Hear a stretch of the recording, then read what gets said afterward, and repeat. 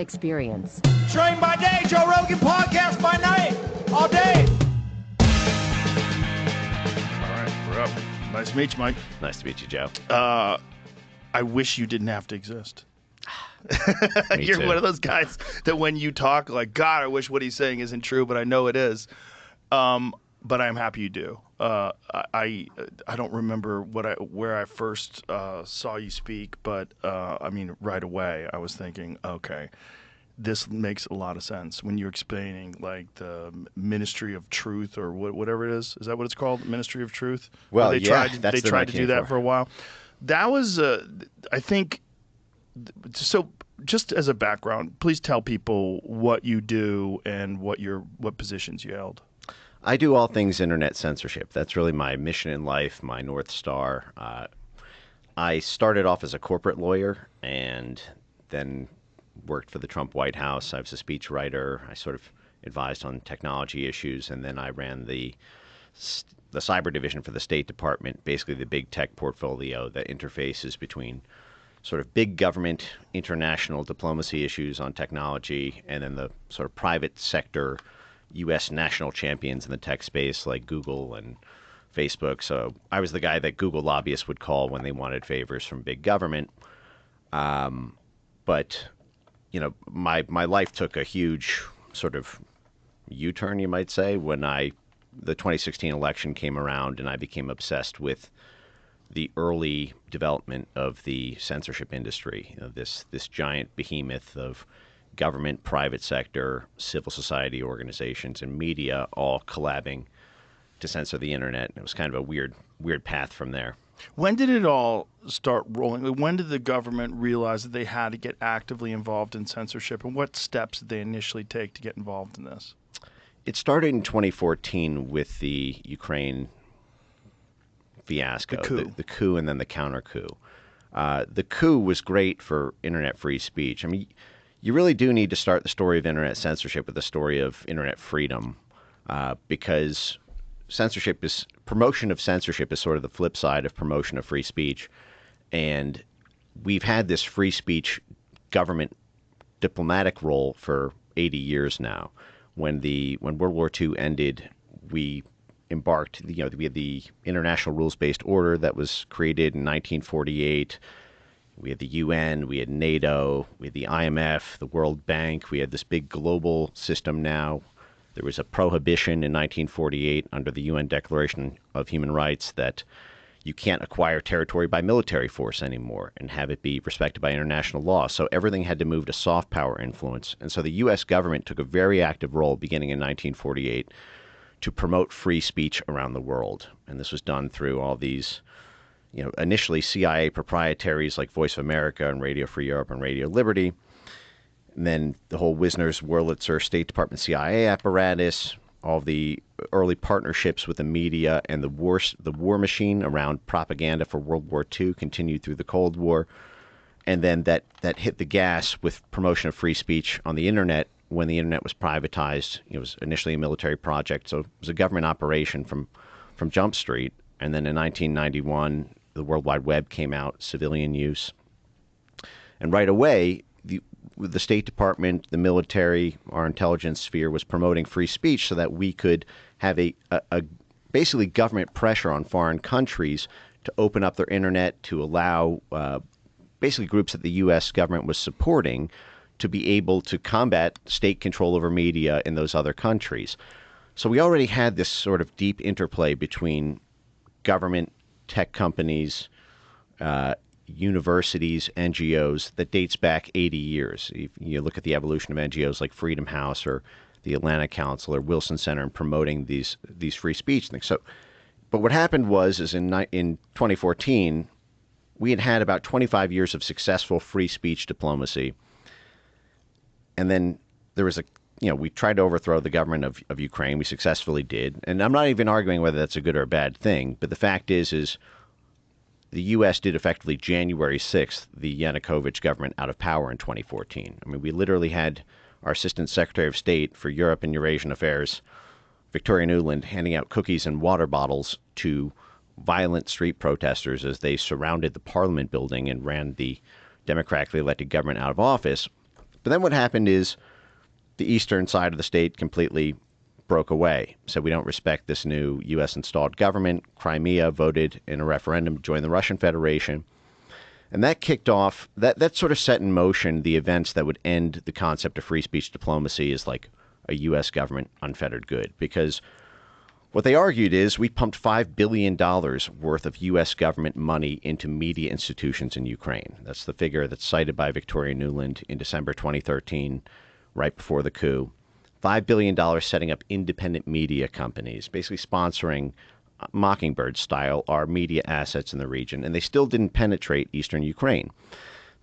Eastern Ukraine was primarily ethnic Russian, didn't penetrate Crimea. So they said, we need something to stop them from being able to combat our media influence. And they initially called this the Gerasimov Doctrine, named after Valery Gerasimov, who was this Russian general. They took a quote from him saying, the new nature of war is no longer about military to military conflict. All we need to do is take over the media in these NATO countries, and that's primarily social media, get one of our pawns elected as the president, and that president will control the military. So it's much cheaper and more efficient to win a military war by simply winning civilian elections. So that was called the Gerasimov Doctrine. That's what set up the early censorship infrastructure in 2014. 3 years later, the guy who coined that, Mark Galeotti, would write a sort of mea culpa saying, oops, I'm sorry. Gerasimov was actually citing what the U.S. does. But by that point, they'd already renamed it hybrid warfare. NATO formally declared its tanks to tweets doctrine, saying that the new role of NATO is no longer just about tanks. It's about controlling tweets.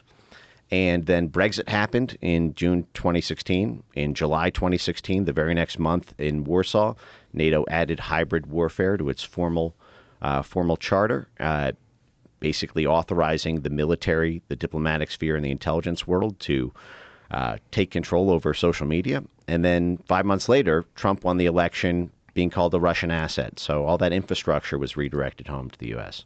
Jesus. Whew. It was looking pretty bleak, I would say, in terms of the direction internet censorship was headed. It seemed like the censorship machine was winning up until around the time that Elon purchased X. That seems to me to be our fork in the road. That's the alternative timeline. You know, Mark Andreessen talked about that yesterday, that we've had a couple of alternative timelines where things have shifted. I think that was one of the big ones. No, that's exactly it. I mean, he's sort of the timeline where we missed the bullet, is where there's a deus ex machina. You know, it's sort of like a deus ex machina where it's this random plot thing that happens. You know, someone descends onto the stage and solves all the plot's loopholes and magically saves the plucky heroes that were otherwise in danger.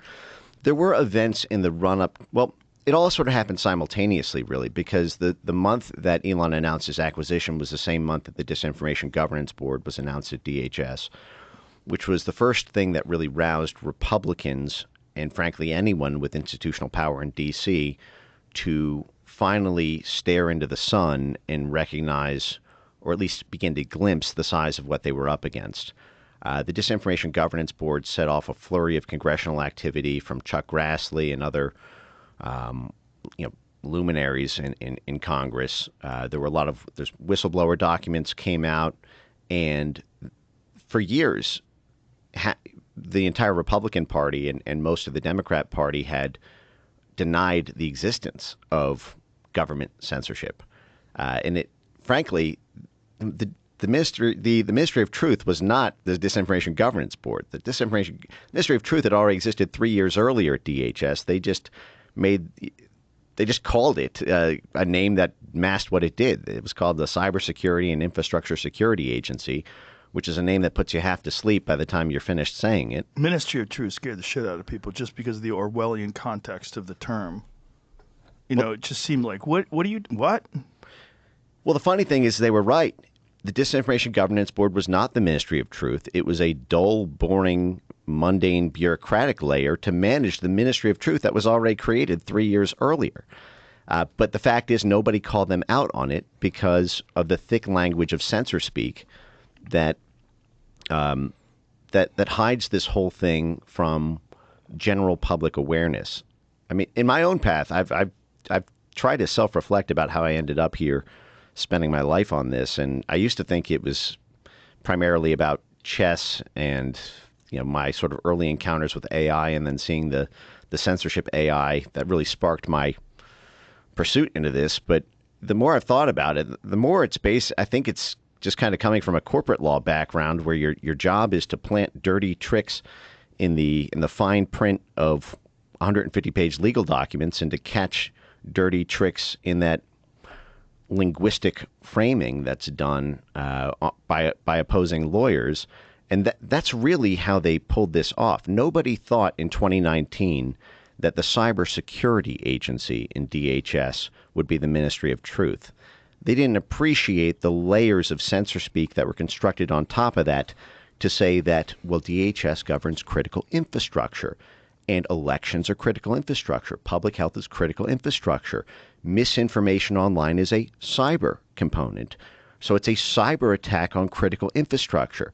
And so normally policymakers or people in the public think, oh, cybersecurity, that's hacking, that's phishing, that's for CIA, NSA people to stop Russians from hacking us. And they think critical infrastructure, they think things like dams or subsea cables or low Earth satellites. They don't think it means you sitting on the toilet at 9:30 p.m. on a Thursday saying, I don't know that I love mail-in ballots, and then suddenly you're being flagged by DHS as a cyber threat actor for attacking the U.S. critical infrastructure of confidence in our elections. But that's how they scaled these definitions into this giant mission creep, and now it's metastasized into the entire U.S. federal government. The Pentagon, the State Department, USAID, the National Endowment for Democracy, DHS, FBI, DOJ, HHS, and the task in front of this administration is just unbelievably enormous in deconstructing that. Is it possible? They're going to run into a lot of headwinds because once this power was discovered and funded to the tune of billions, as it has been, we have this foreign policy establishment that manages the American empire that saw internet censorship as kind of an El Dorado key to permanently winning the soft power influence game around the world. And what I mean by that is, okay, so you know how in a lot of people talk about the early CIA activity in the media with things like Operation Mockingbird and whatnot, and the ability to sort of propagandize things in the media. Well, you never had this capacity in the 1950s while that was going on. If you and I were at dinner, Thanksgiving or something, and there's 12 people at the table, and I start talking to you about, I don't know, the COVID vaccines may have adverse side effects. There was never an ability to simply reach under the table as an intelligence agency or as the Department of Homeland Security or as the Pentagon or the State Department and just turn off the volume when we talk to each other peer to peer. But since the lion's share of all communication is digital, especially the politically impactful ones, that capacity now allows our blob, our foreign policy establishment, to effectively control every election, or at least tilt every election around the world. And they've sprawled this into 140 countries. And Trump is going to run into every single regional desk at the State Department, every single equity at the Pentagon, arguing that if you do not allow us to continue this censorship work, it will undermine national security because it will allow Russian favored narratives to win the day in the Ivory Coast, in Chad, in Niger, and Brazil, and Venezuela, and Central and Eastern Europe. You're going to have the State Department argue that if we don't have this counter misinformation capacity, then extremists will win elections around the world, or populists will win the election around the world. And that will undermine the power of our democratic institutions, essentially our programming, our assets in the region. And they've built this enormous capacity. We use it because it works, because it wins. And the fact is Trump probably only won this election because, for the same reason, he probably only won the 2016 election, which was, in both cases, there was largely a free internet. It was when Trump got censored into oblivion in 2020 by the U.S. government under his nose, working with webs of outside NGOs and Pentagon front groups to mass censor virtually every narrative that he was putting out, that he lost. So it does work to win elections, and there's a regional desk at the State Department covering every country on earth. Victoria Nuland, had a desk that covered about 20 countries. So every country, the State Department is a preferred winner of that election. We work with all political parties, and that's a hugely powerful tool to lose. It's just twisted and evil, and it needs to. And we need to win. I don't want to say fair fights, but dipping into this sort of dark sorcery power has not only does it crush the First Amendment entirely, but the diplomatic blowback is just absolutely enormous. I can go through examples of that if you're interested. Sure. Well, so we have this thing called the Global Engagement Center at the State Department. It was set up initially to fight ISIS because in 2014, 2015, when the Obama administration was trying to put military boots on the ground in Syria, there was this sort of giant threat that was publicly talked about all over about ISIS recruiting on Facebook and Twitter. Homegrown ISIS threats, for example, the Garland, Texas fiasco where there was a shooting by a ISIS terrorist and the web of online intrigues around that.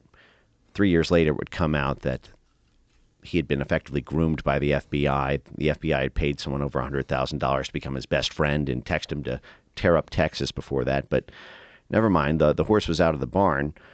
This idea that ISIS was recruiting on Facebook and Twitter gave a license to the State Department to create this thing called the Global Engagement Center, which was really the first official censorship capacity in the U.S. government. It predated the DHS stuff that would come along in the Trump era. And this gave the State Department the direct back channel, the direct coordinating capacity with all the social media companies to tell them about ISIS accounts, ISIS narratives that were trending. The Pentagon poured hundreds of millions of dollars into developing a technique called natural language processing, which is a way to use AI to scan the entire internet for keywords. And you would have these academic researchers effectively constructing code books of language. What do ISIS advocates or supporters talk like? What words do they use? What prefixes and suffixes? This whole lexicon is then conjoined with the ingested sum of all of their tweets and transcribed YouTube videos and Facebook posts. And then suddenly the State Department is a real-time heat map of everyone who is likely to be or hits a certain confidence level of being suspected to support ISIS. That was 2014 to 2016, set up by this guy, Rick Stengel, who described himself as Obama's propagandist in chief. He's now on the advisory board of NewsGuard, one of the largest censorship mercenary firms in the world. But he described himself as a free speech maximalist because before he started this, he was the Undersecretary of State for Public Diplomacy. He started this censorship center. He was the former managing editor of Time magazine. And so he's talked about how he used to be a free speech maximalist back when he was in the media, and media companies benefited from that. But when Trump won the election in 2016, he became convinced that actually the First Amendment was a mistake. He actually openly advocated in the Washington Post in an op-ed that we effectively end the First Amendment, that we copycat Europe's laws. And then he wrote a whole book on it. This is the guy who started effectively the country's first censorship center. But then they did a really cute trick. They went from counterterrorism to counterpopulism. Now, we've always had this ability since the 1940s to interfere in the domestic affairs of foreign governments or foreign countries, to topple communist countries. This was the whole Cold War counter-communism work of the CIA and the State Department. But that was primarily targeting left-wing communists or left-wing socialists or left-wing populist-run countries. When Trump won the election in 2016, this is one of the reasons I think Republicans were so slow to move on all this. They had never experienced the brunt of the intelligence state against the mainline GOP, or at least the in-power Trump faction of the GOP, in the way that Democrats did in the 1960s and 70s, when the CIA was actively interfering in Democrat Party politics to try to tilt them away from the anti-Vietnam movement and more into the sort of limousine liberal international interventionist neoliberal camp.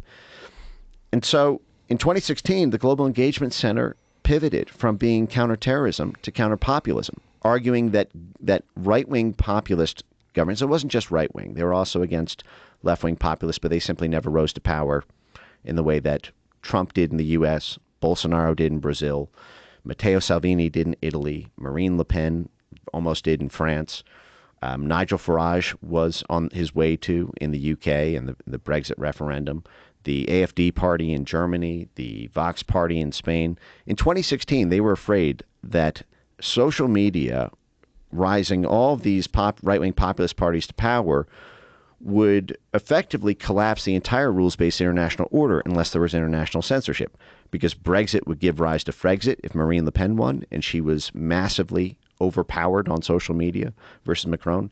If, as I mentioned, Italy, Germany, there was going to be not just Brexit, there's going to be Frexit, Spexit, Italexit, Grexit, Gorexit.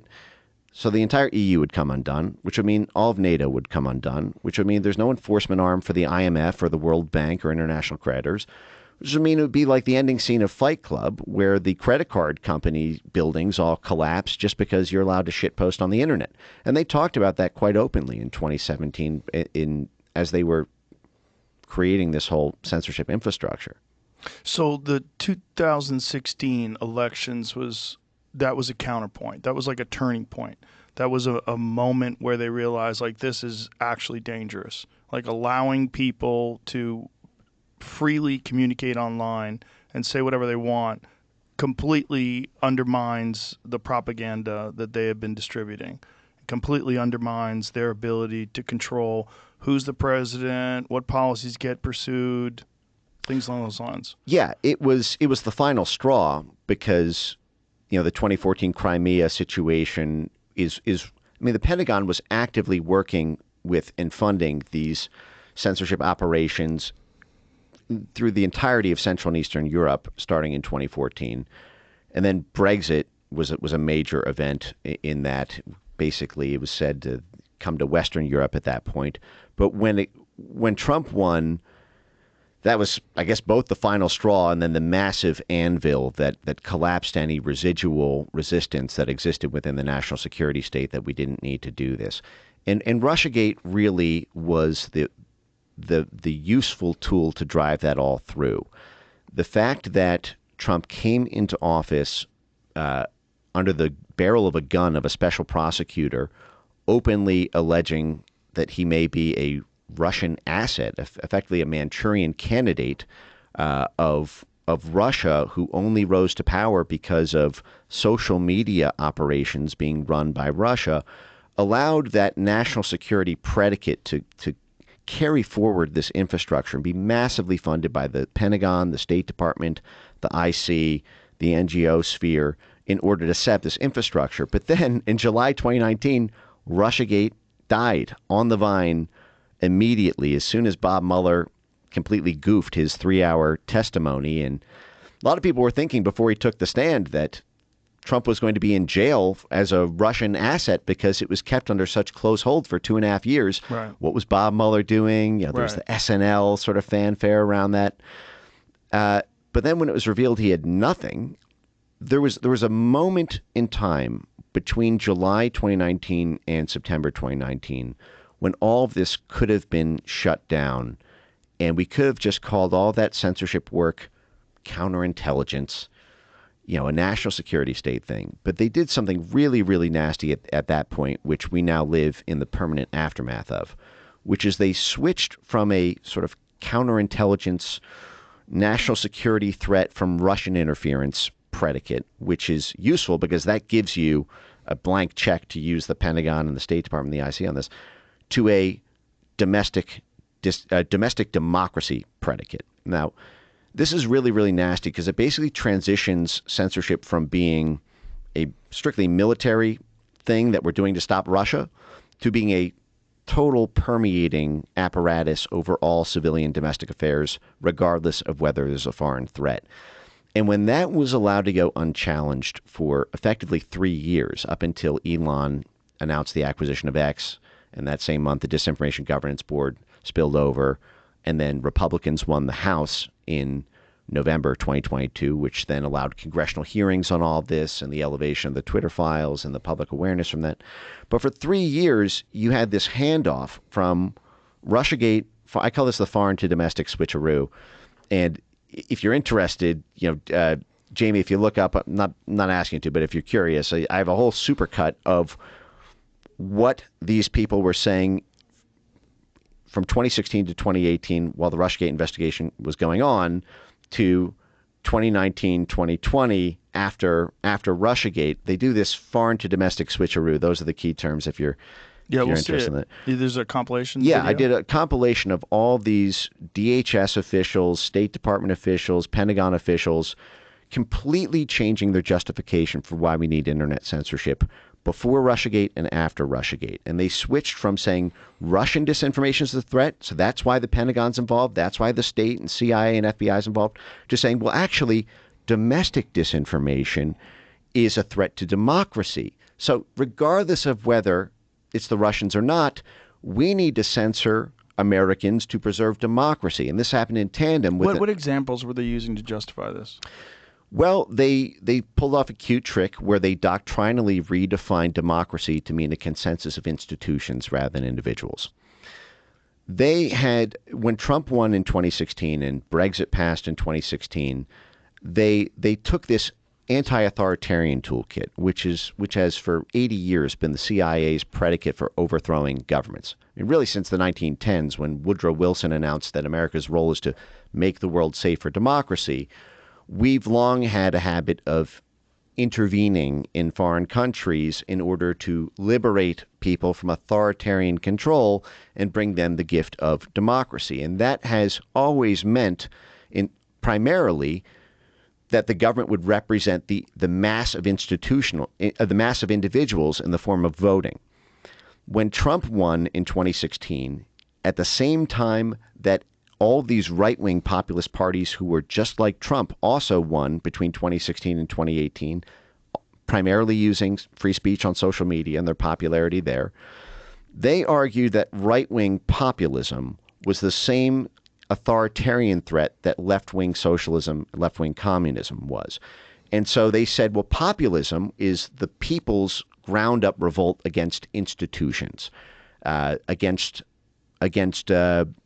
government, science, media, against the NGOs, the experts, the academics. So what they did is they argued that democracy has to be defended from demagoguery. Democracy needs guardrails. We need bumper cars on democracy that go beyond what people vote for, because people voted for Hitler. People voted for Trump. And they were doing this at U.S. government conferences, by the way, in 2017. I can show you some funny ones if you're interested. But they were arguing that we need these institutional guardrails against people voting for the wrong person. And those institutional guardrails are so-called democratic institutions, which is another cute rhetorical trick because that's the CIA State Department watchword for asset. When USAID, for example, goes in and funds university centers, media outlets, parliamentarian groups, activist groups, legal scholars, you name it in a region, they are building up their assets to exert soft power influence on that society, on that government, in order to influence the passage of laws, the span of operations that they're doing that touch the U.S. Embassy in the region. And so what they argued is actually democracy is not about the will of individuals. It's about the consensus of institutions. So if there's institutional consensus building between the military, the diplomatic sphere, the intelligence community, the NGOs, the media outlets, the universities, that's really democracy. Those are the institutional guardrails, the people who know best. That's a difficult process, by the way. That's a process that takes months, years. That's why there are these major consensus-building institutions like the Atlantic Council and the Council on Foreign Relations and Wilson Center and the Carnegie Endowment. We have a whole suite of consensus-building institutions to bring together the banks, the corporations, the government officials, the outside interests, so they all get on the same page about a certain policy or initiative or regional drive or industrial change. If at the end of that process, a bunch of people vote for a politician because he does funny TikTok videos or he's got a popular dance and throws a monkey wrench in those years of consensus building, that they began to view as an attack on democracy. And so they said democracy is really about institutions. And you can actually look up, for example, Reid Hoffman. In 2019, they were doing all of these conferences where they said elections are a threat to democracy. Elections corrupt democracy because we can't think of democracy as elections anymore. For example, Ukraine has banned elections. We still say we are providing $300 billion of military support to promote democracy in Ukraine, even though they don't have elections. Well, it's because of it's controlled by U.S. institutions. You can look up something called the Red Lines Memo. By the way, on my X account, if you're curious. So when you say that Ukraine no longer has democracy, essentially what happened is Zelensky was supposed to leave office and he did not. Is that what happened? Well, they've indefinitely canceled elections. So he is because of the war. Because of the war is their argument. Now, we had elections during the Civil War here in the U.S. This is This is not uncommon for countries to be at war and still have elections. The issue is Zelensky is unpopular and not winning in those election polls. And we no longer define democracy as being about elections because elections allow populists to circumvent the consensus of institutions. And if you want to see a great example of this, you can look at something called the Red Lines Memo, which is I think I have it near the top of my X account, or you can look for just the phrase Red Lines Memo. And you will see Zelensky's first month in office, he was given a threat letter effectively by the U.S. State Department, where they had something like 70 U.S.-funded NGOs who wrote a letter to Zelensky ordering him not to cross the below-listed red lines, or else there will be political instability in your country. Now, political instability in the country caused by the U.S. State Department is the reason Zelensky ultimately became president. The 2014 coup in Ukraine was U.S. and U.K. orchestrated political instability to have a January 6th style mob destabilize the government and literally run it out of the country. And they gave him red lines on every single aspect of what he could do as president. Security red lines, cultural red lines, energy policy red lines. What were these red lines, like cultural red lines? So, for example, that he could not allow the use of Russian language to be aired on any of the major Ukrainian media channels.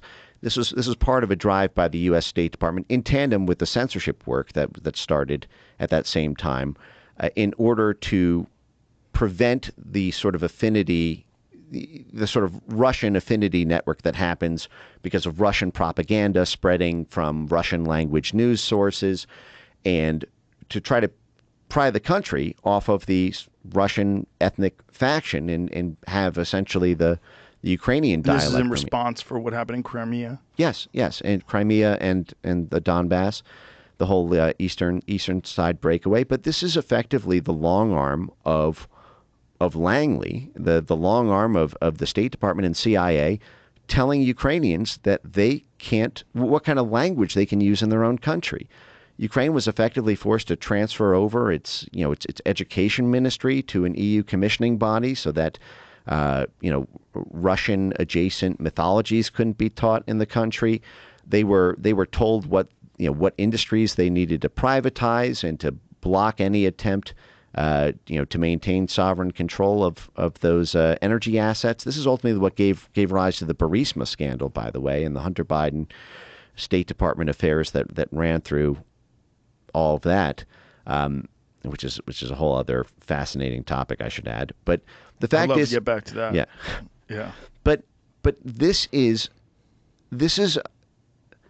every aspect of Ukrainian society effectively top-down controlled by democratic institutions funded by the U.S. government, when it's stock standard that the only reason we do that, he who pays the piper calls the tune.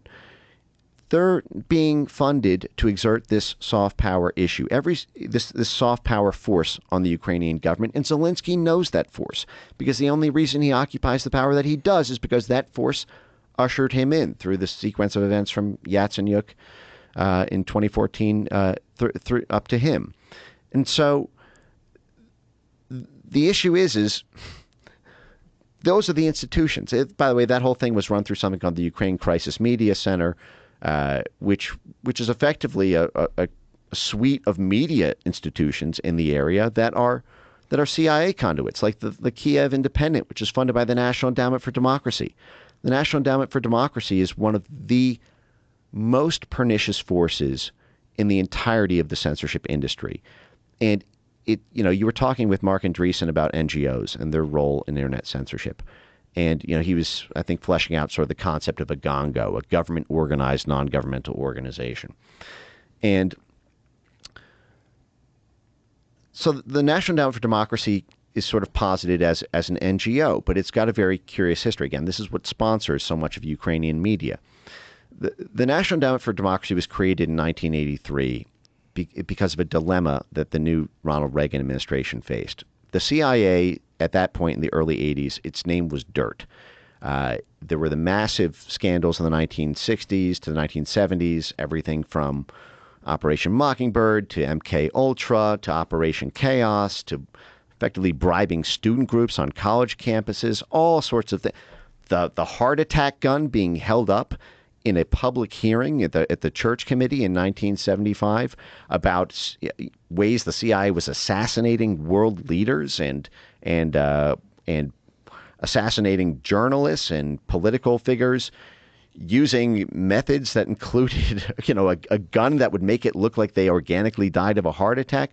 All of these things gave rise to Jimmy Carter being elected in 1976.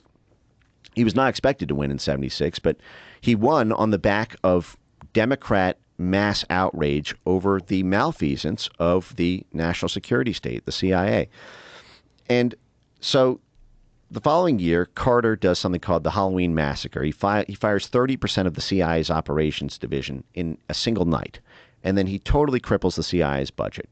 Reagan gets to power after the Iran hostage situation, wants the CIA's powers back, but the Democrats were still hugely hostile to it. The public still had not fully forgiven the CIA. And so they came up with a cute trick.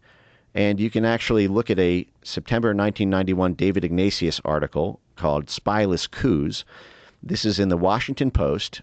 The article begins with by saying that we don't even really need to nominate Robert Gates, the Senate, the new CIA director,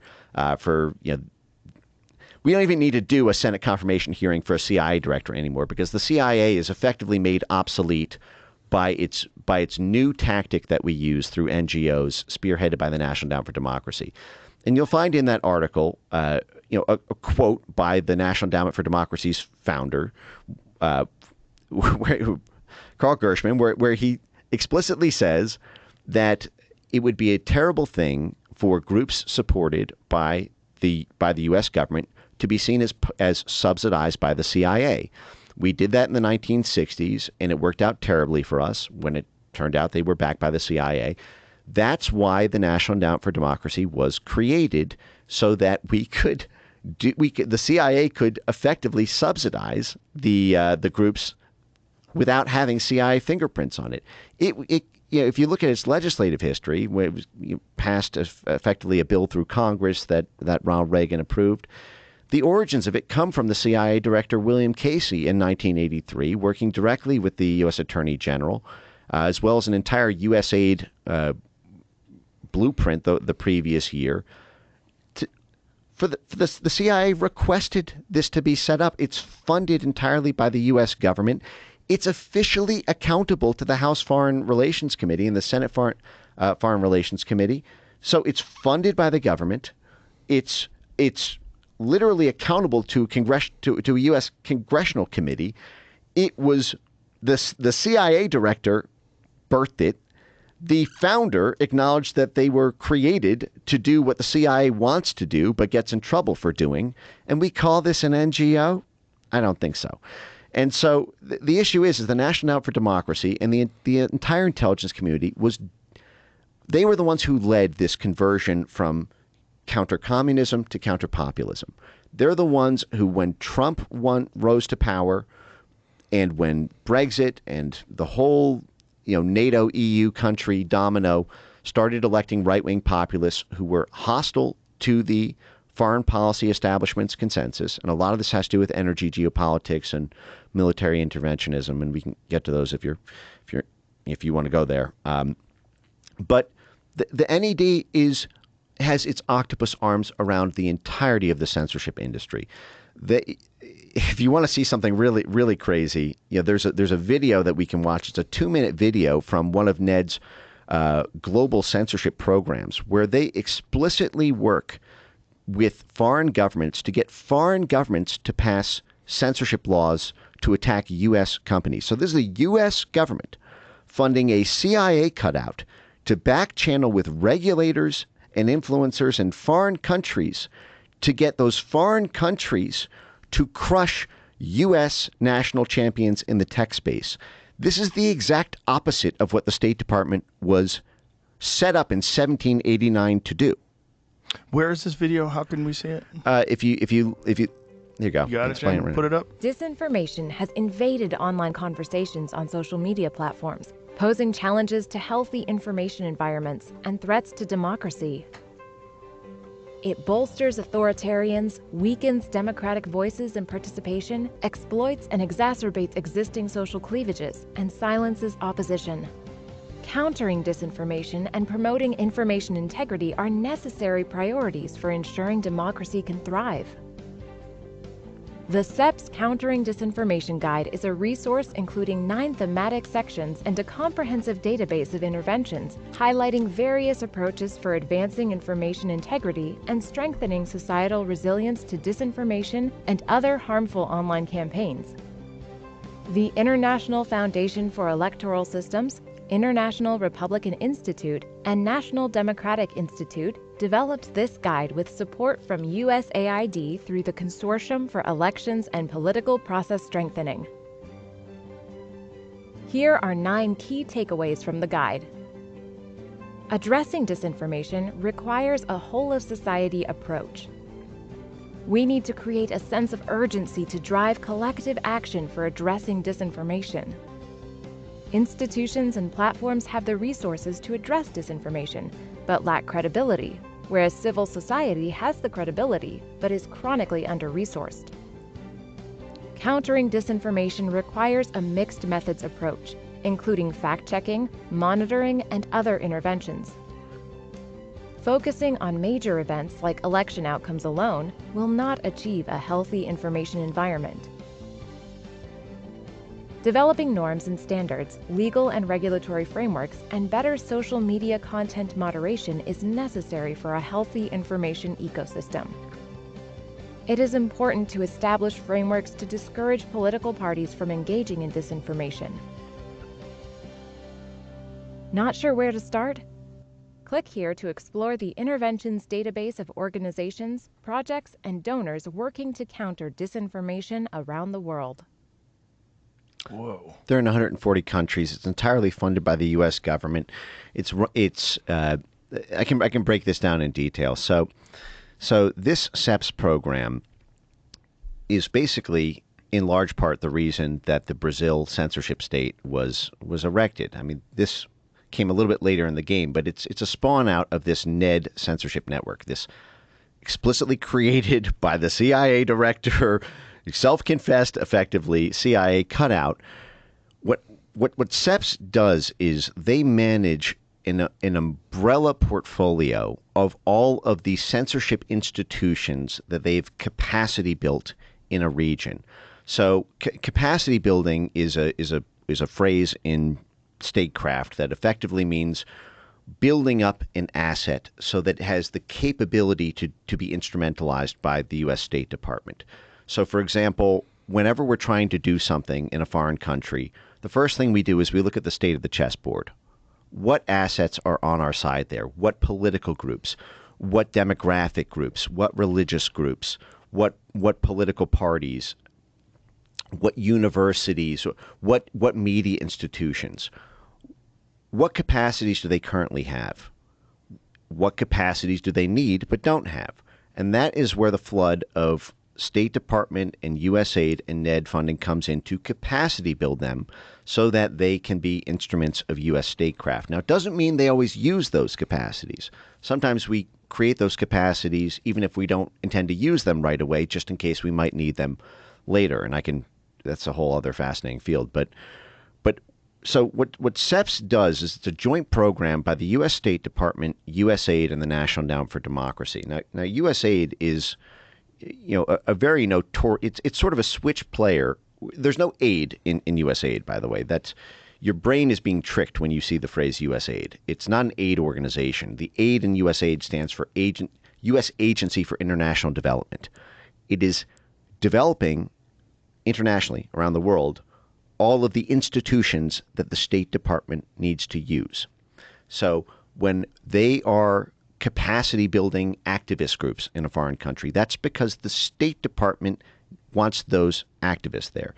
Now, USAID, for the first time in its history, it was created in the early 1960s by JFK, 1961. It was created because you had all of this intelligence, statecraft, and military support and logistical aid that was tripping over itself, basically. The military would be funding, would be running aid to certain groups in the region. The State Department would be running aid to certain groups in the region. The intelligence community would, and there was no sort of central coordinator of those capacity building operations. So USAID, by the way, is a $50 billion budget. The entirety of the intelligence community is only $72 billion. So it is as more than the CIA and more than the State Department. Wow. And aid is basically USAID is effectively a switch player to assist the Pentagon with on the national security front, to assist the State Department on the national interest front, or to assist the intelligence community on a sort of clandestine operations front. So you can look up funny moments, by the way, in USAID being a CIA front. If for example, you want to pull up the Wikipedia of Zunzuneo, when USAID created basically a CIA Twitter in Cuba to try to convince the people of basically to try to get a free speech Twitter knockoff in Cuba at a time when Twitter in 2014 was restricted. And USAID laundered money that was earmarked for Pakistan in order to create a identical version of Twitter, but just for Cuba, and to recruit them using messaging that at first involved music, sports, and hurricane updates. And then in their own documents, once they had accumulated about 100,000 users, they would start to feed them in the algorithm messaging to make them want to overthrow their government and form smart mobs to bring a Cuban Spring to Cuba, in the same way that the CIA, the State Department, and USAID pulled off the Arab Spring in Tunisia and Egypt in 2011, 2012. By the way, I'm not even opining on whether this is good or bad, but you can't bring that home, and you can't target U.S. companies like they've done here. But so USAID provides most of the money. The State Department provides the policy vision for this CEPS censorship program, and NED does the technical implementation work.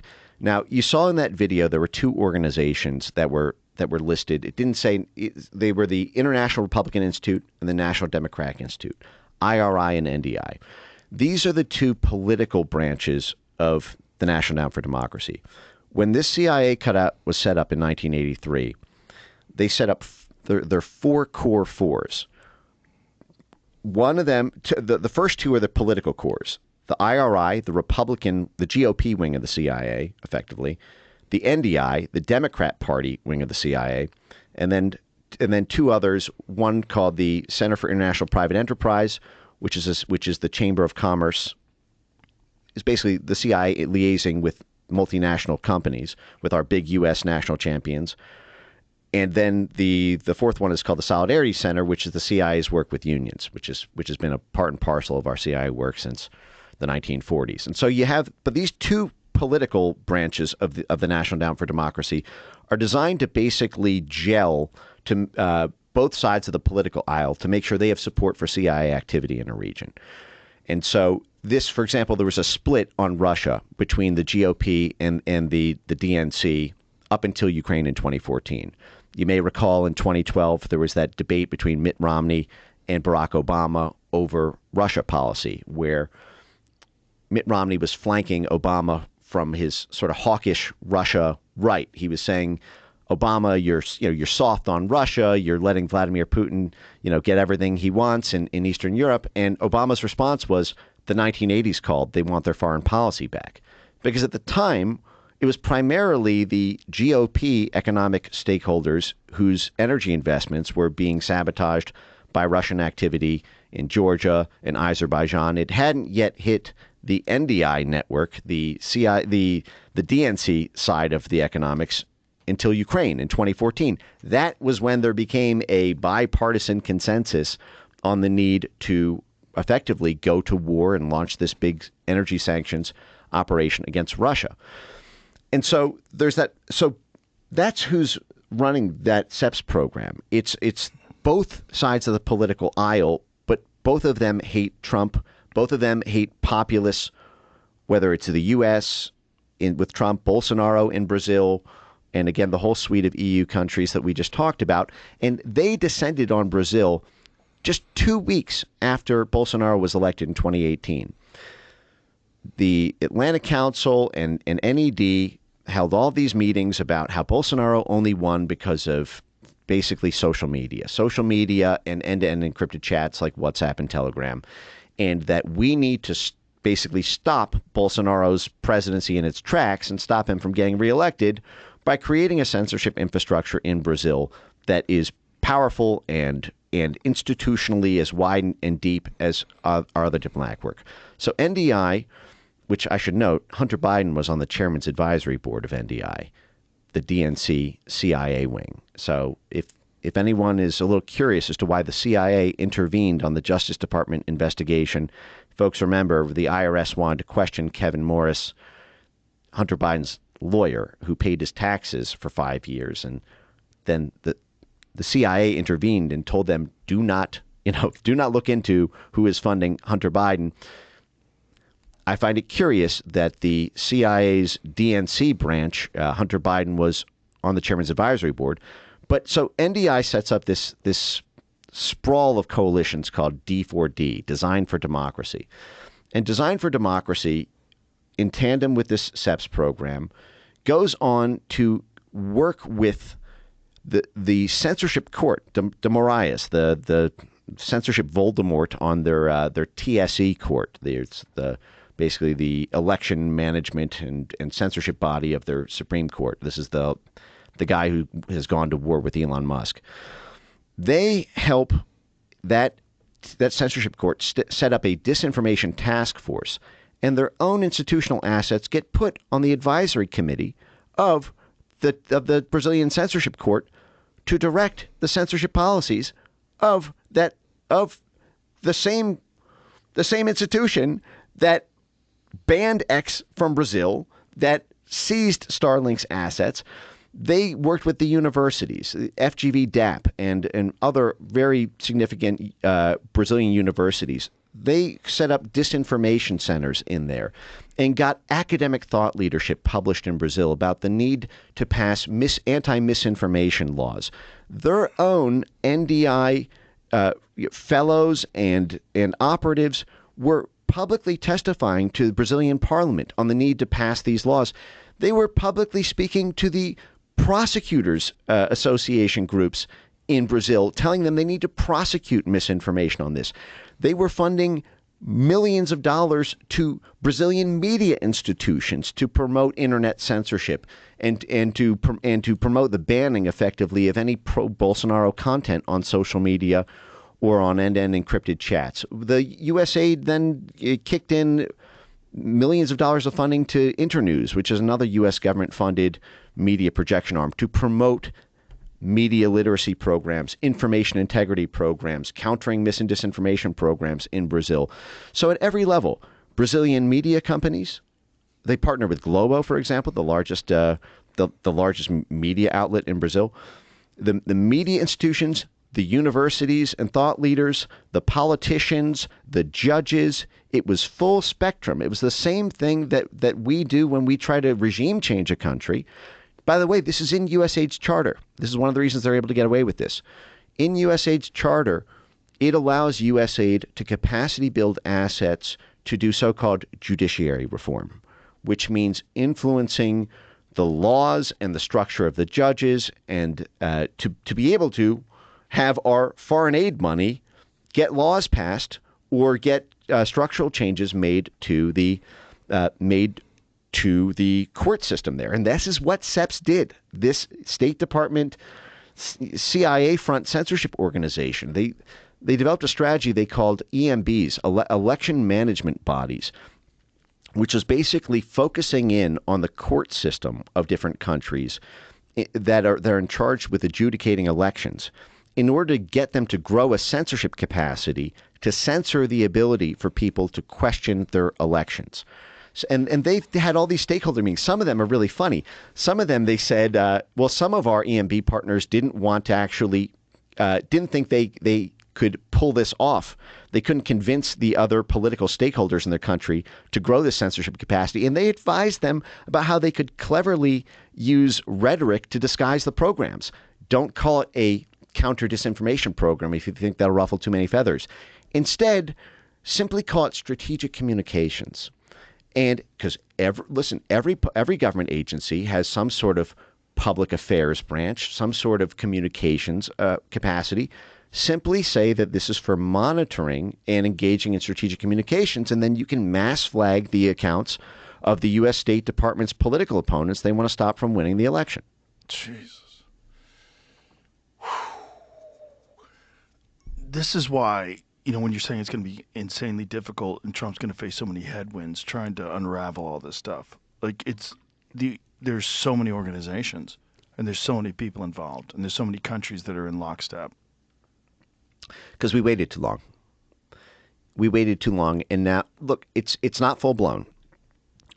This has not yet reached full maturity where we are at complete 1984 on all of this, but it is no longer in its infant stage. There was if Elon had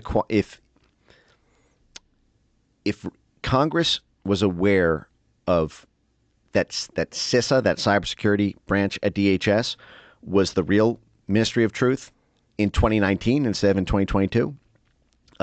If people were aware of the State Department's Global Engagement Center and USAID's Democracy, Human Rights, and Governance, and all of this, in 2018, 2019, when it was really getting its feet down, it may have been easy to have been pulled out at the roots then, because they were skittish at the time about going through with this at first.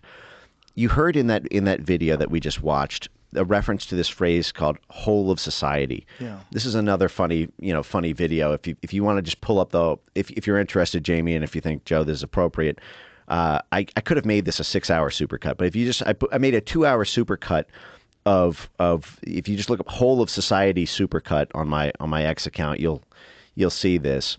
And this phrase is their get out of jail free card. So when these CIA cutouts and State Department emissaries and the whole apparatus of the blob had this apparition moment in 2016 where the rules-based international order would collapse, and we have to stop populism, we have to stop Trump from ending our Seize Eurasia foreign policy.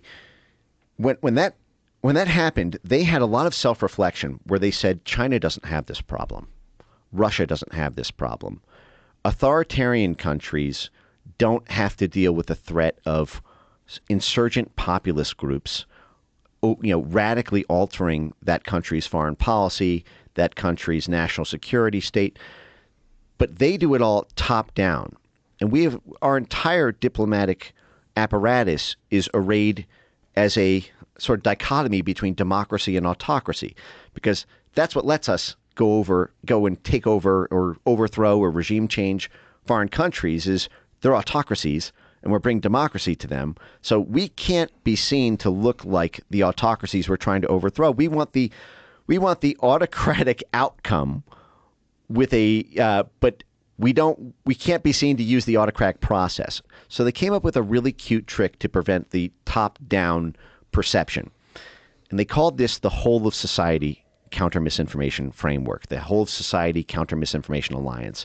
And the reason I thought it would be funny to just play this clip before delving into it a little bit more is because it actually starts with a clip from CISA, the cybersecurity turned cyber censorship DHS internal meeting, where the CISA censorship official leading the meeting apologizes for using the phrase "whole of society" because by that point everyone is so sick of hearing it.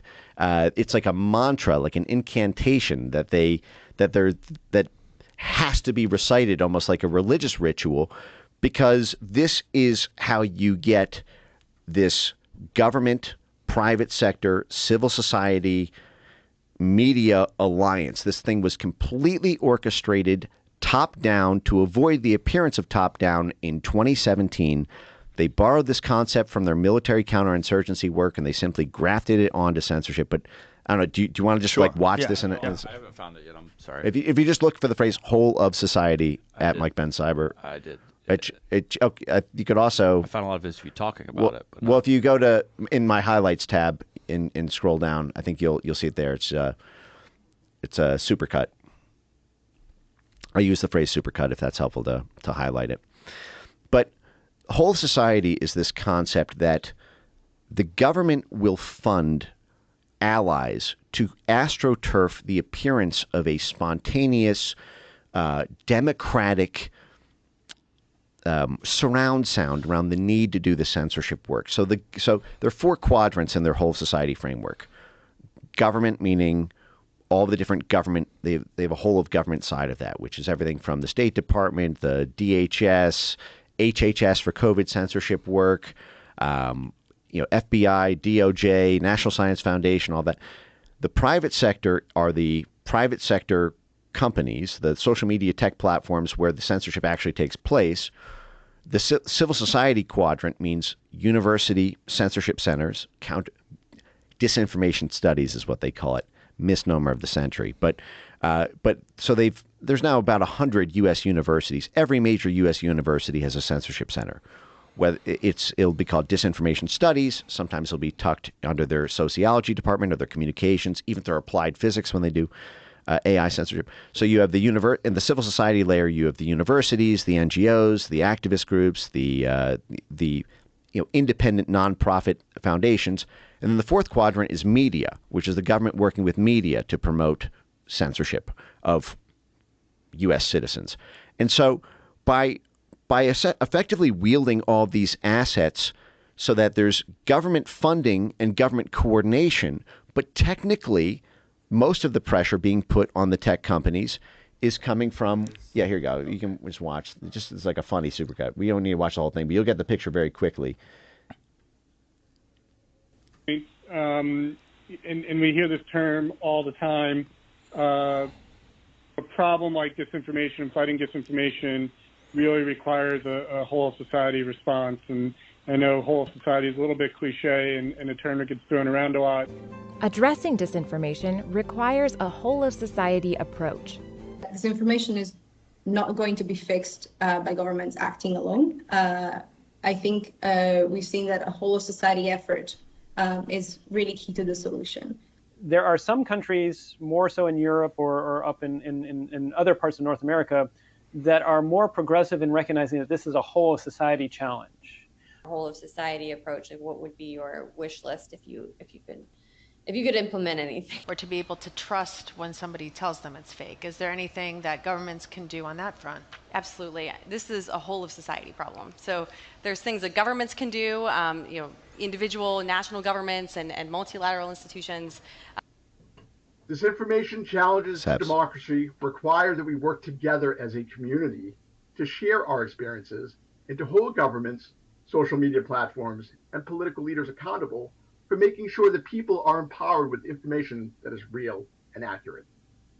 Democracy depends on a healthy information space that can only be achieved through a whole of society effort. Countering disinformation. We often talk about a whole of society response. Of course, we need that. Disinformation, a whole of society approach. I want to get into the, quote, whole of society response, the whole of society network response, private sector, public sector, civil society. Memes that we're circulating. And that to me is the whole of society approach. I think the solution has to be whole of society, which is a word that we throw around a lot, especially in venues like these, right? We need cooperation from the tech platforms, good faith cooperation and enforcement of terms of service. But we also need people in the government who are willing to say, yes, this is a problem, and it's not just about foreign actors. Okay, so a few things on that. If you remember the SEPS video, the CIA front NED program to get censorship laws in 140 countries. If you remember, there was one of those 9 things they read off is that the U.S. government needs to capacity build these counter-misinformation institutions in civil society because the government has the money and the resources, but not the credibility. Civil society organizations, the universities, the NGOs, they've got the credibility, but not the money. So that's part of what they're saying here with the role of this civil society is the government can't be seen as telling everyone to do all of this censorship because that's authoritarian. That would look not credible. That would look authoritarian for the government to do. So we've got the muscle and the money, but not the credibility. Our cutout organizations have the credibility, but not the money and the muscle. So we're going to give them the money and the muscle. And so I can show you, if you want to see what this looks like in action, I can show you some great videos that sort of show this.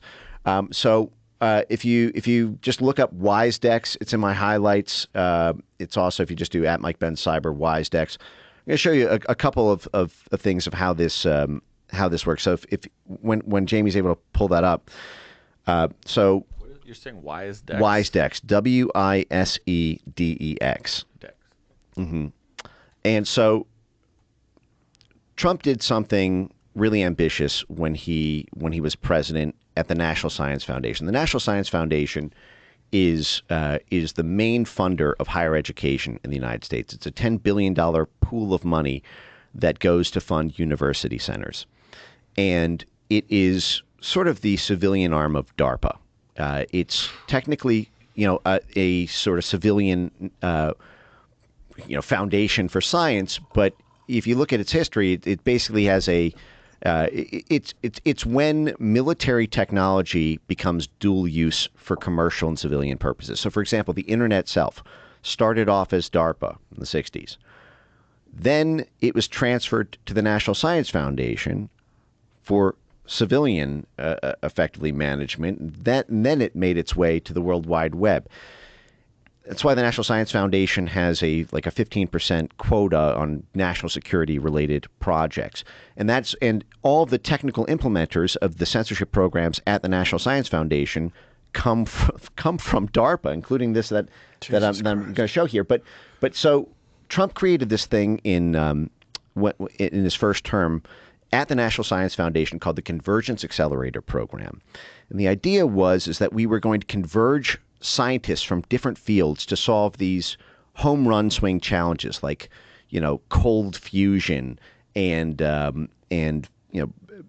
all the, quantum mechanics challenges that required physicists to talk to data scientists and network modelers and bringing them all together so that they could all converge on a common problem. So we set up about 5 of these tracks in 2019. Biden gets into office. His first year in office, his National Science Foundation creates a new track. It's called Track F, and the whole thing is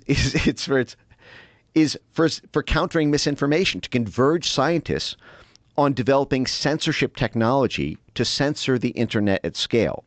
So they have spent tens of millions of dollars. This one that we're about to watch was eligible for $5.7 million from the National Science Foundation. It received $750,000 from the National Science Foundation to create this. This is the promo video that they put up on YouTube in connection with their grant. So I'll just let it play and then I'll. Posts that go viral on social media can reach millions of people. Unfortunately, some posts are misleading. Social media platforms have policies about harmful misinformation. For example, Twitter has a policy against posts that say authorized COVID vaccines will make you sick. When something is mildly harmful, platforms attach warnings, like this one that points readers to better information. Really bad things they remove. But before they can enforce, platforms have to identify the bad stuff, and they miss some of it. Actually, they miss a lot, especially when the posts aren't in English. To understand why, let's consider how platforms usually identify bad posts. There are too many posts for a platform to review everything. So first, a platform flags a small fraction for review. Next, human reviewers act as judges, determining which flagged posts violate policy guidelines. If the policies are too abstract, both steps, flagging and judging, can be difficult. WiseText helps by translating abstract policy guidelines into specific claims that are more actionable. For example, the misleading claim that the COVID-19 vaccine suppresses a person's immune response. Each claim includes keywords associated with the claim in multiple languages. For example, a Twitter search for negative efficacy yields tweets that promote the misleading claim. A search on eficacia negativa yields Spanish tweets promoting that same claim. The trust and safety team at a platform can use those keywords to automatically flag matching posts for human review. WiseText harnesses the wisdom of crowds as well as AI techniques to select keywords for each claim and provide other information in the claim profile. For human reviewers, a WiseText browser plugin identifies misinformation claims that might match the post. The reviewer then decides which matches are correct, a much easier task than deciding if posts violate abstract policies.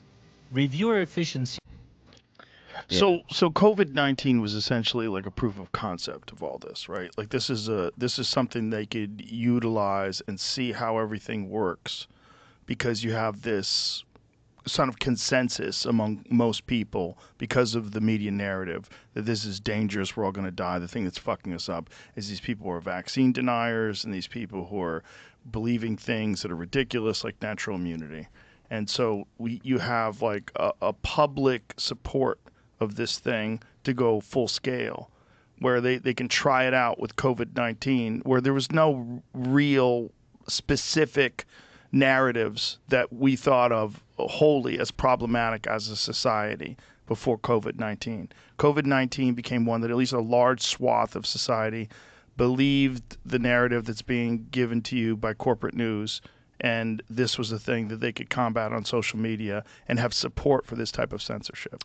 They had already begun doing it for hate speech before COVID-19. It didn't hit the scale, though, but they were already using hate speech as a proxy for populism, both in the U.S. and across NATO, and they were conflating everything with hate speech. Basically, Right. If you opposed open borders in the Right. U.S. or in Italy or in Germany or in the U.K. In fact, that's why the U.S. Justice Department funded Hate Lab. You want to see another crazy video from all this?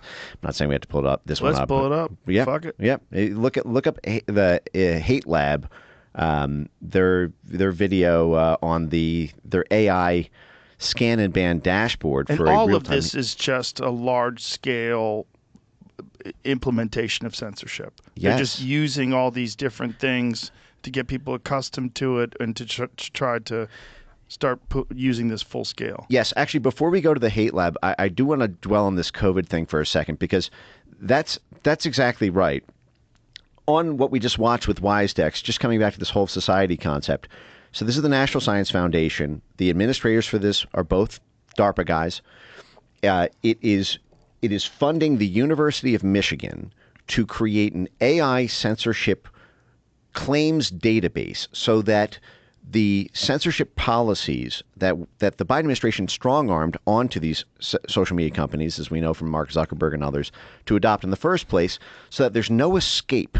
There's every claim that a COVID vaccine skeptic says will be mapped out in a sort of, lexicon code book of terms and claims that will then be automatically flagged. And the National Science Foundation does not want to be seen as having the government tell the private sector companies to do it. So it is capacity building a civil society nonprofit, a University of Michigan disinformation lab, to create this AI censorship technology to then sell to the social media platforms to make sure there's no escape in terms of the ability to criticize government policy on COVID without getting censored. But just to drive home that point on COVID censorship, this is something that I think is really terrifying that people should be aware of. There's a company called Graphica, which figures very heavily in all of the censorship industry. If you pull up Graphica's April 2020 report on COVID and COVID conspiracy theories, it's also on my timeline. If you look up the word Graphica, it's Graphika.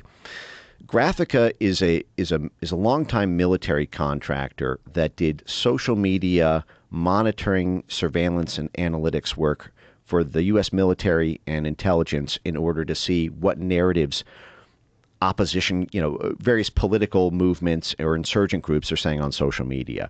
They were formerly a part of the Pentagon's Minerva Initiative. The Minerva Initiative is the Psychological Operations Research Center of the Pentagon. When the Pentagon is trying to do information shaping operations and they solicit propositions and ideas and thought leadership from outside organizations to help the military achieve psychological operations outcomes that are favorable to the intended military policy. So Graphica has gotten over $7 million in Pentagon grants. It was formerly a part of the Pentagon's Psychological Operations Research Center. And Graphica was one of the very first entities to begin the censorship around the world of COVID-19. Given the strange, unresolved role of the Pentagon in potentially giving rise to COVID-19, or the strangeness of the DARPA grants around there and the military networks around the biosecurity state, Graphica began their work before COVID-19 even got its name. They started in their own source documents. They say they started December 16th. The pneumonia-like symptoms did not begin were December 12th, 2019. So just 4 days after. Now, they've said later that actually we started in January 2020, but we backdated our data, our AI, ingestion of all the tweets and Facebook posts in January 2020. So even if you accept that, that is still just 1 month after COVID broke out. And if you pull up their April 2020 report, you will see that they've literally scanned. Yeah, this is the one. And I have a highlighted version of it, by the way, on my on my X account as well. So if you scroll up, so if you start on page 1, I'll sort of walk you through this. So again, this is a Pentagon-funded psychological operations research arm of the Pentagon, and you'll see it's called the COVID-19 infodemic. Because they published this in April 2020 after COVID got its name, but they started this before it did. And if you scroll down to I think page 5 here, you'll see. So this is, by the way, an AI generated network map of all people expressing skepticism about the origins of COVID and different conspiracy theories. So if you scroll down to page 5, it says a key analytical highlights of these maps. Okay, so you'll see that similarly, large mega clusters of U.S. right-wing accounts were diminishing the mainstreaming of the coronavirus conversation. If you scroll down to the next one, you'll see they've dedicated coronavirus disinformation map seated on disinformation-specific hashtags, reveals that conservative groups had a larger total presence of COVID heterodox opinions. This is right at the outbreak, 1 month into it. A Pentagon-funded psyops firm is doing political mapping, not in the U.S., in the U.K., in Italy. So they found that disproportionately it's conservatives who need to be censored more. And if you just scroll down through this, I'll show you some highlights.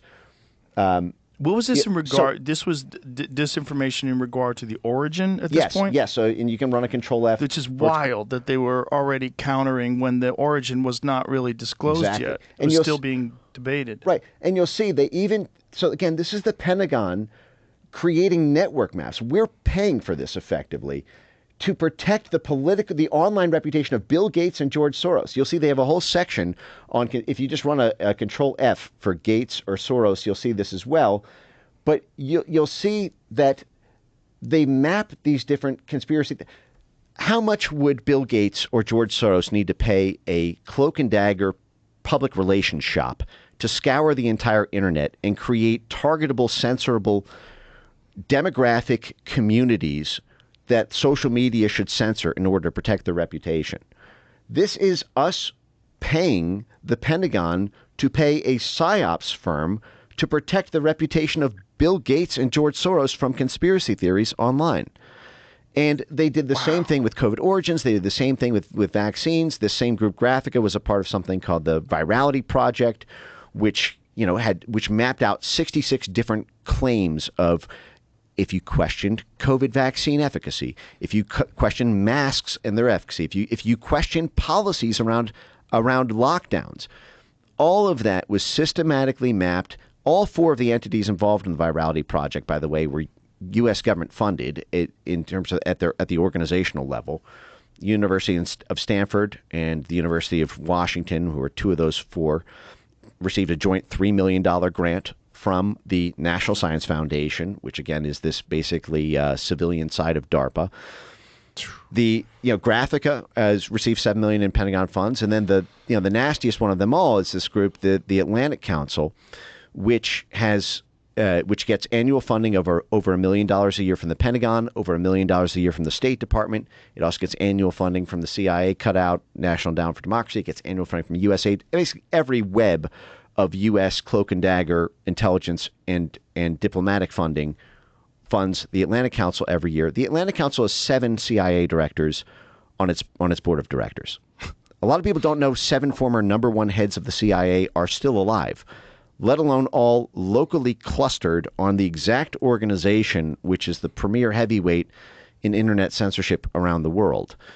And so the Atlantic Council, and I can show you some wild clips of that, by the way, including them training journalists on what to censor. I need to see that. Yeah. Okay. So if you pull up, you can find this also if you look for on Rumble, NATO training journalists. You'll see that. Is Rumble the only place you can put that up right now? No, I have it on my X account. I actually have a 45-minute video. Rumble. I have a 45-minute video that goes through it and all the supporting receipts. That's got, I think, almost 3 million views right now. But there's there's like a 2 to 4 minute video. If you look at Atlantic Council censorship journalists, or the videos, and I can tell you that the source video is called "I Call Bullshit." This was in June 2019, right on the heels of the Bob Mueller investigation. The Atlantic Council, again, with 7 CIA directors on its board and annual funding from the State Department and Pentagon, does this 360 meeting where they bring in journalists and fact checkers from all over the world to come to this. It looks like something straight out of Dr. Strangelove. And Jamie, let me know if you have trouble pulling it up, because I can. You send me down 2 minutes. Adding what you added, pulled up what you were talking about on other podcasts. So that's not what I'm looking for. So I have to. It's definitely. I think it's definitely searchable easily on Rumble. I actually wanted to load this up, but and I can tell you the exact. If you just look, it's called "I Call Bullshit" is what it was by Ben Nimmo, the Atlantic Council. Here, I'll just show you what I'm seeing, because every time I type in what you're saying, it just brings up you talking. Oh, okay. About this stuff okay. How about Atlantic Council? Atlantic Council journalists.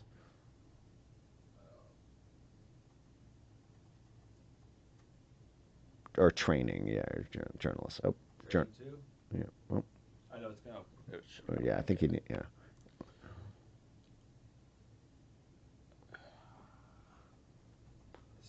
This is still probably going to bring up what you talked about on other ones, though. There you go. That's the top one. Okay. So here you go. Censorship training session. Yes. So can I tell you a little backstory on this real quick? Trump tweets Brexit slogans. Mm-hmm. Yeah, give me some background. So okay, all right. First. So if you pause, if you pause right there on the thumbnail, if you just see it real quick. Okay. So I found this video in 2019. My whole life has been 24/7, morning, noon, night, tracking, watching. I know these people closer than my own friends and family. This is, I found this video, I think at around the 5 or 6 hour mark of a day 2 of I found this, I think, at 5 or 6 hour mark of a 9-hour video in June 2019, where this is basically the month before the Bob Mueller investigation, and they wanted to pre-censor and throttle Trump's ability to be able to fight off charges that he was a Russian asset. Because at the time, the Pentagon and the intelligence community want him out. If you remember, the Ukraine impeachment in 2019 came from Ciaramella, the CIA agent, came from the Vindman brothers, who were the military. Basically, Trump had a big beef with the existing brass of the Pentagon and the intelligence community over Russia policy, over Eurasia policy, which is a whole thing that we can maybe talk about if you're interested. But so the Atlantic Council was one of the very, very, very first movers in the censorship industry space. I mentioned how this really started in 2014 with 25 years of free speech diplomacy sort of ended with the 2014 Ukraine fiasco because of this Gerasimov doctrine, hybrid warfare thing. And I mentioned that that's when NATO began setting down infrastructure to censor the internet. And that's what snowballed into what we now have. And so the Atlantic Council effectively bills itself as NATO's think tank. That's what it's known as in Washington. There's, the places like the Council on Foreign Relations are sort of more known for Chamber of Commerce and big business sort of working on government policy. The Atlantic Council is one of these that's for NATO. And it's basically NATO's clandestine civilian, sort of civil military arm. When there's a NATO military agenda that needs massaging at the political level, they need laws passed, they need sanctions put in place, they need capacity building on the civilian side to help a military thing. That's what the Atlantic Council primarily does. And I'm not even opining on whether much of what they do, I'm not even saying good or bad organization, but they set up something called the Digital Forensics Research Lab, basically right on the heels of the Crimea and Eastern Ukraine counter coup. And it was one of the earliest NATO U.S. military liaised internet censorship shops that targeted populist governments, Trump, the whole UK, Italy, Germany, Spain network that I talked about, Bolsonaro, right out the gate. And so this video was, again, right before Russiagate ended, and they thought they could put Trump in prison with this. And this was a training session that they did for journalists and fact checkers in June 2019. You'll see this session is an interactive session. It's called I Call Bullshit. And by the way, Ben Nimmo, he's at the Atlantic Council in this one, but he goes on shortly after this to be effectively the technical lead for Graphica, the same Pentagon. And by the way, he had started his career in the NATO press shop, basically doing media work for NATO. Then he goes over, and again, we fund all of this, but let's just watch and we'll show you this. Oh, Anybody who works in this space will, I think, acknowledge that in any information operation, it's not just lies. You take a grain of truth, and they will build a pearl of disinformation around it. When we're in this space, there isn't a simple binary true or false. There are all kinds of shades of meaning in between. Now, there are various different ways of modeling how you can identify the ways in which people are trying to twist the story. And wait for it, this gets good. Because it's short and because, frankly, I developed it, is the 4 Ds. Dismiss, distort, distract, and dismay. These are the 4 responses that we see time and again. Not false. None of these are false. Like us, how can we get censored anyway? Evidence. All of you should have some of these cards on the table. If you don't, look on another table and steal one that's not being used, because these are going to help get our attention. We are going to go through a set of slides showing quotes from different organizations and individuals who are using certain rhetorical devices to make their argument.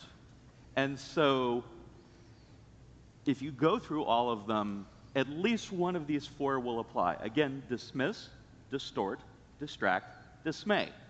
Everyone say it with me. Dismiss, Jesus Christ, distort, distract, dismay. Excellent.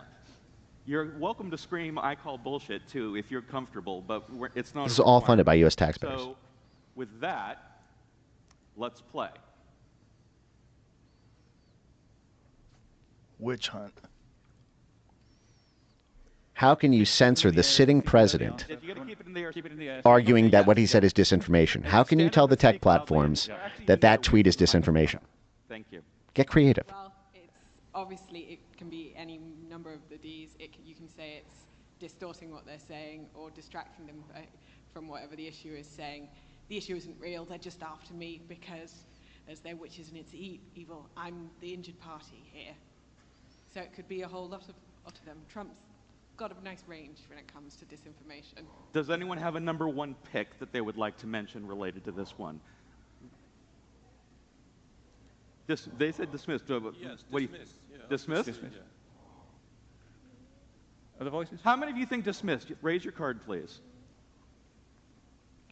I think we're onto something here. Yeah, absolutely. So you're right that underneath that attempt there are, he's twisting the story, he's accusing somebody else of the same thing, right? But the main thing is what he's saying is like, don't listen to them because it's a witch hunt. So that was our first one. All right, number two. Getting topical here. Pro-Brexit. When you have an idea. This is a Brexit ad saying we should be spending the money on our own national health system instead of funding the EU. Distort. Any other takers? Any suggestions? Well, let's ask, how many of you think this one has distort involved? Jesus Christ. Okay, that's a lot. Any other? They seem so happy to comply. Wants to mention? We've got a big hand over here. Let's. Oh, you just kept your hand up? Her hand goes back down. Are there any others, or are we just going to stick with that one? Yes, man, right here. Distract. Okay, so for those who couldn't hear, it's also distract because it's trying to focus attention on the NHS rather than the vote itself. Yeah, so, okay. One more example of... So this goes on, but what you'll see is this is the exact political adversary group that the intelligence, diplomatic, and military structure is trying to stop. Donald Trump, Brexit in the UK. And, if you ever wondered why is it that everyone got all on board and suddenly started doing this all together, they were literally having years of these consensus building. You want to get your career made if you're at the Poynter Institute or the International Fact-Checking Union, or if you're on the disinformation beat for the Washington Post or NPR or Le Monde in France or the Frankfurt Allgemeiner in Germany. You get your bona fides by going to these, and you get effectively accredited by the blob. And we're literally training people to find creative ways to mass flag. You can't even run a Brexit ad saying, hey, we should be spending $350 million on ourselves rather than the EU. That's disinformation. Not false. They're saying it's not false. There's any number of ways that we can use to put pressure on the tech platforms to call this disinformation. You're hosting disinformation simply because it's not the agenda item that we want here. And again, there's 7 CIA directors currently on the board of that organization. Those placards reading "I call bullshit" were paid for by us. It's just wild to watch everybody happily comply, enthusiastically, try to find ways that this makes any sense with no one having a counter narrative. No one standing up and go, well, wait a minute. Who's to decide? What if it turns out it is, and it was a witch hunt? Now we know. All that Russiagate stuff was 100% bullshit. Right. So he was correct. Right, but remember, the Mueller disaster wouldn't happen until just the following month. Right. So at the time, they thought, great, if we can get him censored around calling this a witch hunt, then once the findings come in, he's going to be cornered. He won't even be able to defend himself. It'll be like a internet gag order. Right. Headline readers and low information voters overwhelmingly believed it. Right. Now, I should note that, this is another thing Elon was a huge game changer on. A lot of these people did not begin to sort of navel gaze and self-reflect on this until there was political and social blowback. The fact is there were a lot of these people who in 2017, 2018 were looking around at these. I've watched thousands of hours of these, consensus building meetings. They literally, there would be some debate in 2017 about whether or not we should do this tactic or whether or not, this goes too far. And I watched as these people basically, let those early inhibitions go as the thing took wings and as the money poured in, because that's why I always emphasize the censorship industry. If you get rid of the money, you get rid of the glamour, you get rid of the career track, you get rid of the power, you get rid of the networks. And so to me, it's the fact is if these people could not have their careers made by doing this, they wouldn't be pursuing those careers. But when Elon arrived on the scene and Congress began to take action and media began to report on it and the Twitter files spilled open and the Murphy, Missouri lawsuit spearheaded by the Missouri and Louisiana state attorney generals, put this in the court system, and America First Legal, Stephen Miller and Gina Hamilton's group began to, it wasn't really until there started to be a whole society freedom network on the other side of this that the moral ambivalences that were expressed in the beginning began to reassert themselves. And I think there is some self-reflection on that. It's funny, in 2022, Harvard wrote this piece. I covered it at my foundation. It was called Disinformation Studies is Too Big to Fail. And they made the argument, this is right before the bottom fell out on this stuff. September, October 2022, Harvard Misinformation Review, Disinformation Studies is Too Big to Fail. They made the argument, we've arrived. It took a while. In the beginning of it, they say the catalyst for this entire field was the 2016 election. Basically, we created this entire spanning octopus of censorship work because Trump won the election in 2016. Now it's 2022. We've gone unchallenged for 6 years. And now, if they want to get rid of us, they can't. They were making the argument that they were basically like Citibank after during the 2008-2009 financial crisis, that they were simply a bank that's too big to fail because now they are so deeply ingrained in the media disinformation beat. They're so deeply ingrained in the private sector interstitials working with all the trust and safety people at every platform. They're so deeply funded by 12 different U.S. government departments and 50 different U.S. government programs. There's no way to get rid of us even if you want to. That's what they were stunting on in right before Elon, finished the acquisition of X and Republicans won the House in 2022, and all of this went in reverse. And now you'll see just this week in the news that there's quotes about them wanting to flee the country and that the whole field is potentially in disarray if Trump does indeed go forward and defund this, because now you're going to have 100 university centers gone. There goes your State Department funding. There goes your NSF funding. And I have a great example of that, by the way, that's pretty eye-opening on our topic of institutions. That's a quick receipt if you're interested. Sure, yeah. So feel free to guide Jamie any way you want. Yeah, so Jamie, if you go to the Arizona State University Global Security Initiative, I'm going to show you some of this in action a little bit. Arizona State University Global. That's very vague. Like, go Okay. to their website. Go to. Oh yeah, Google. Yeah, Google. Google Arizona State University Center on Narrative, Disinformation, and Strategic Influence. Disinformation and strategic what? Influence. Yeah, but just Arizona State University Center Narrative. Yes. Okay. Just go to their website. Yeah, just go to the website. If you pull it up, so this is, and if you click on Global Security Initiative, I'm just going to show you an example real quick. Just click on the top thing that says Global Security Initiative, and then you will hit the back button in a second.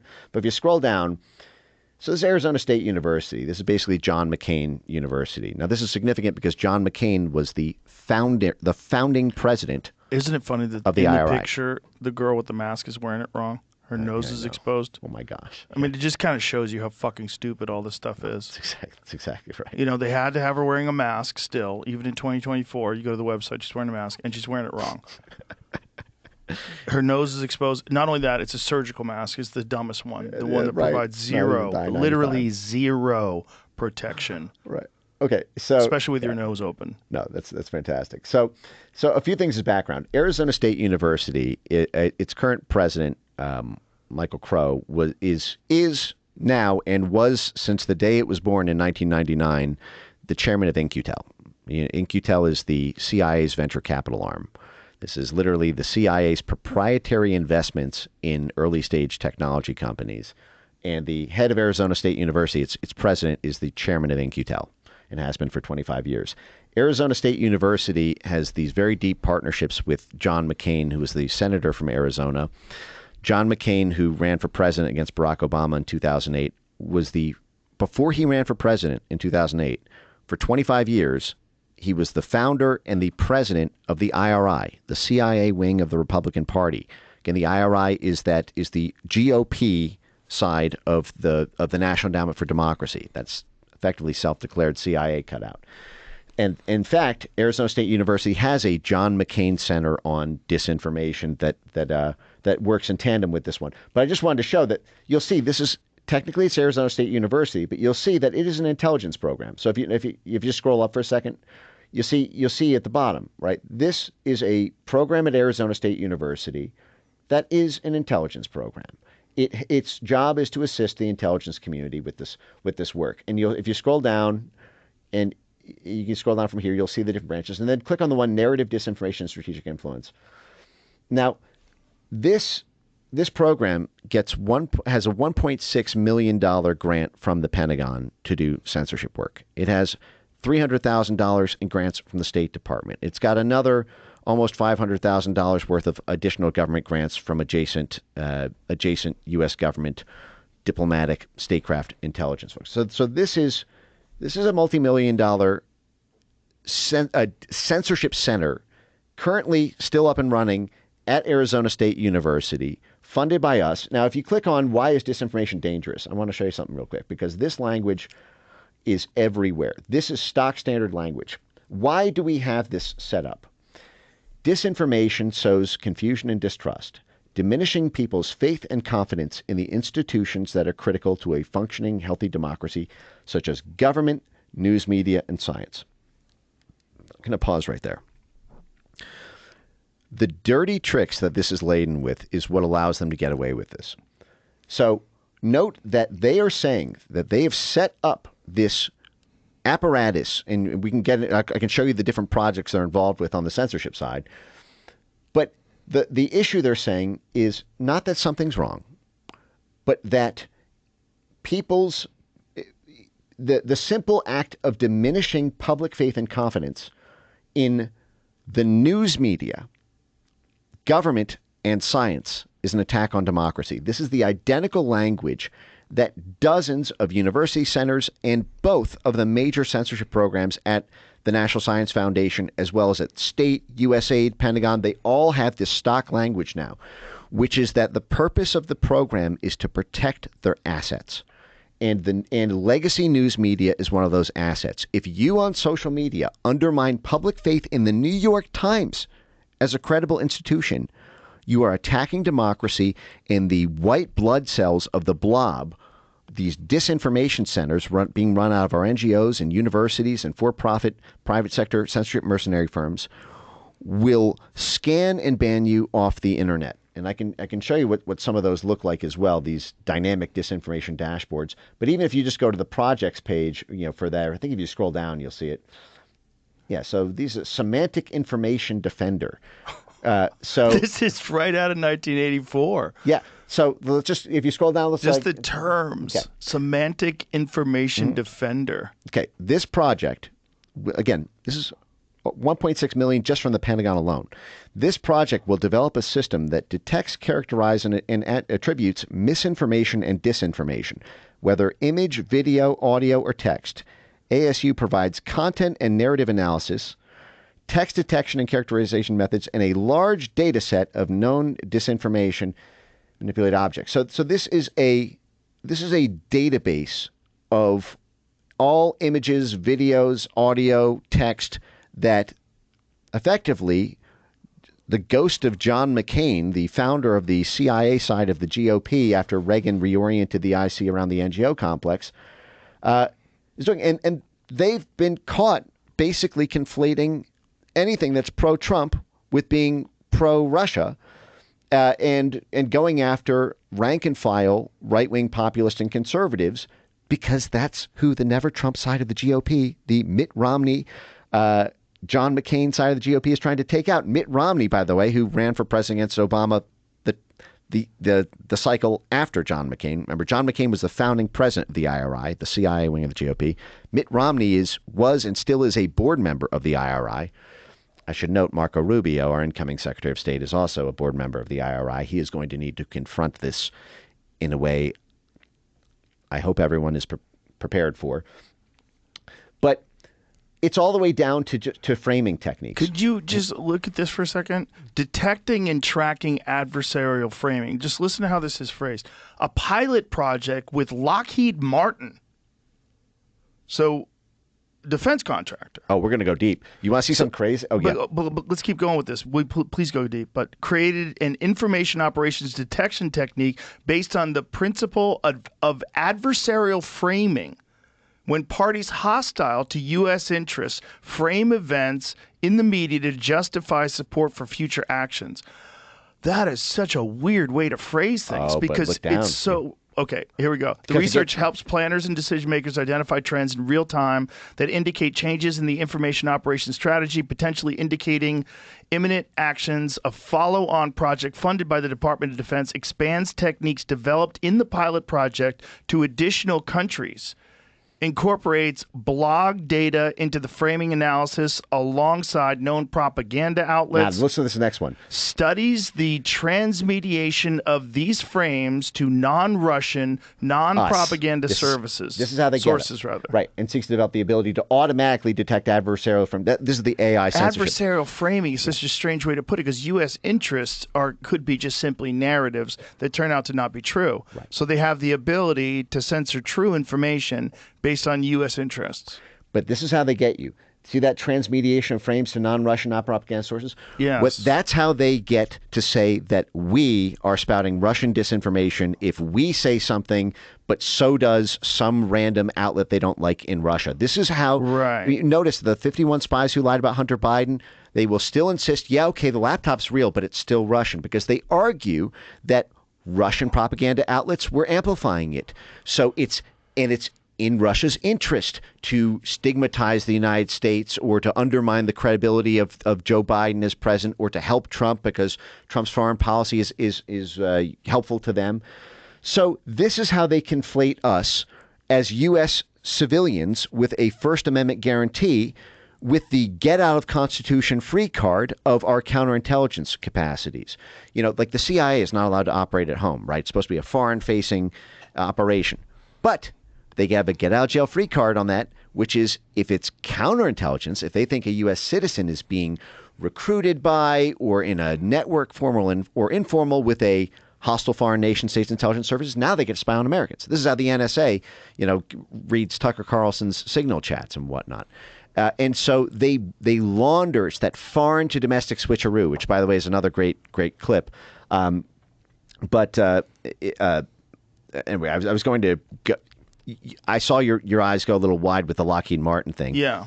If you go to YouTube and you type in MITRE squint misinformation. MITER? Yeah, MITRE. MITRE is one of the largest military contractors. They're absolutely enormous. They're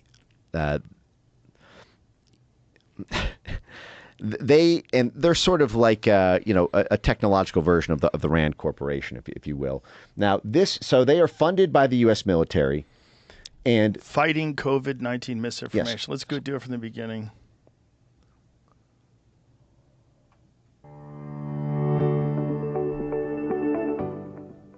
As the nation continues the fight against COVID-19, wrong mask. Also battling Wearing it the wrong. viral spread of dangerous misinformation.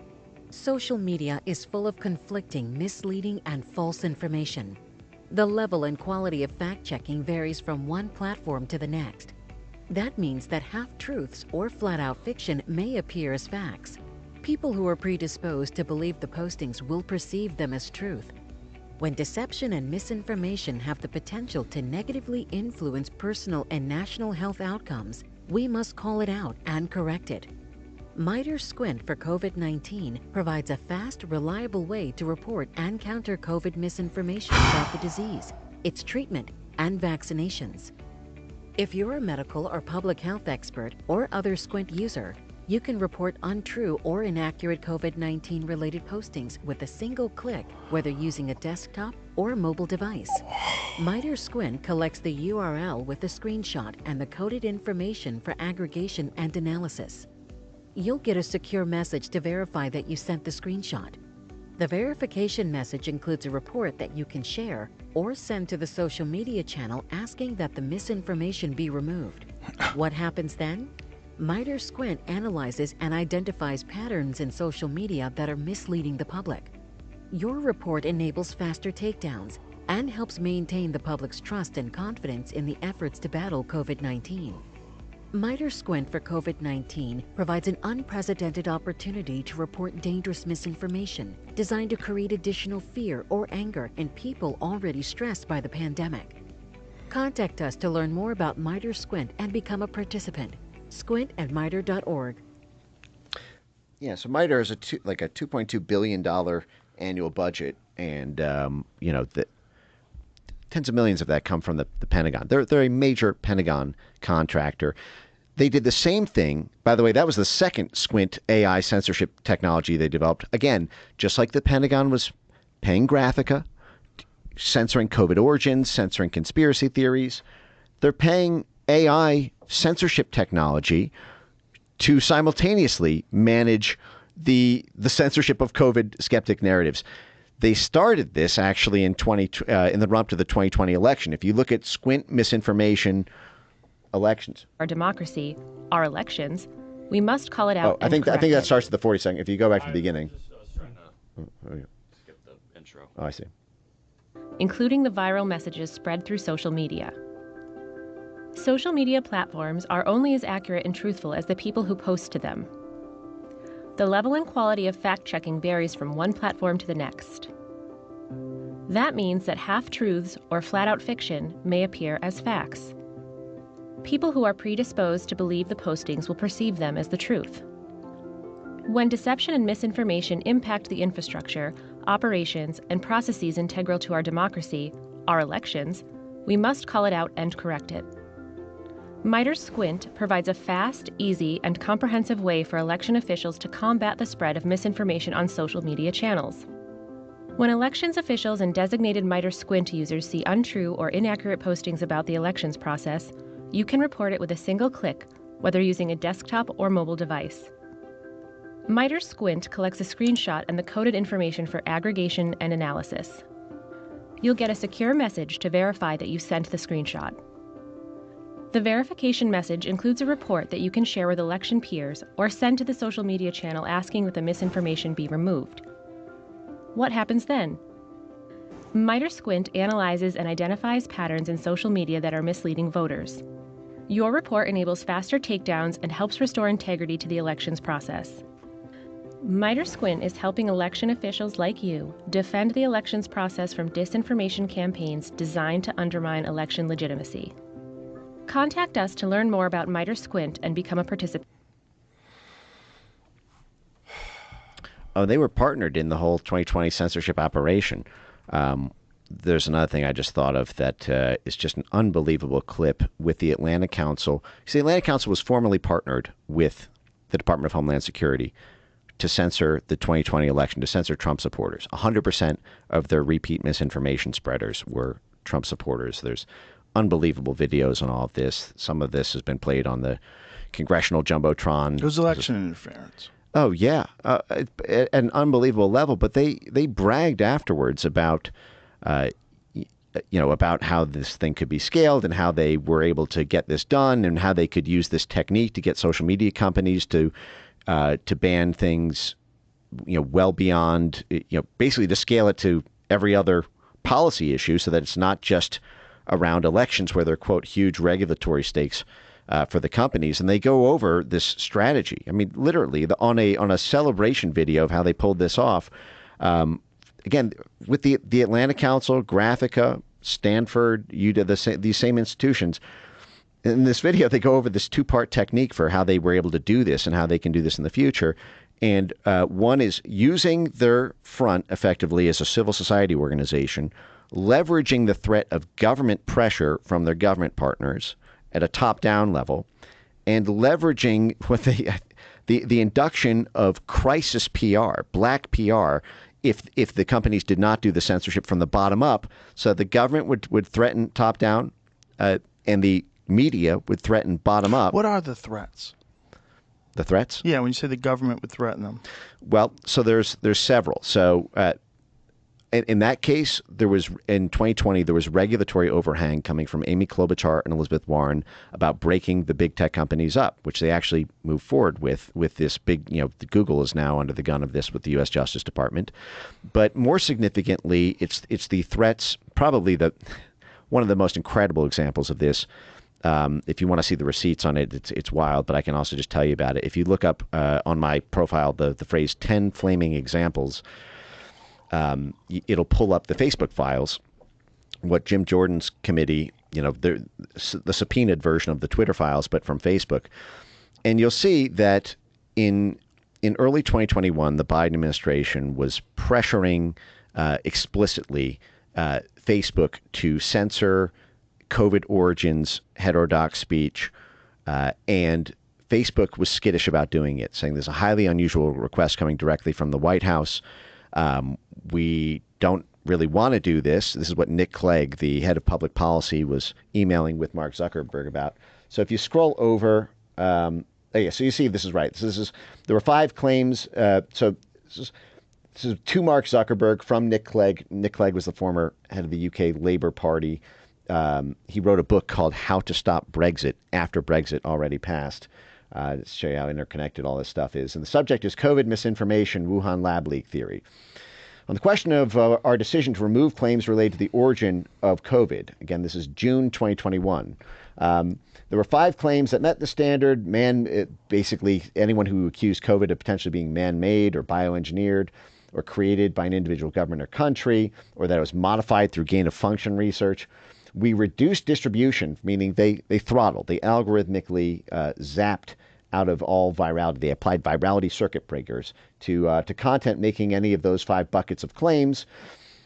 In February 2021, so this is right in tandem with the vaccine rollout, in response to continued public pressure and tense conversations with the new administration, they only started removing it because of, quote, tense conversations with the new administration. So if you go to the next image, Oh, wait, I'm sorry.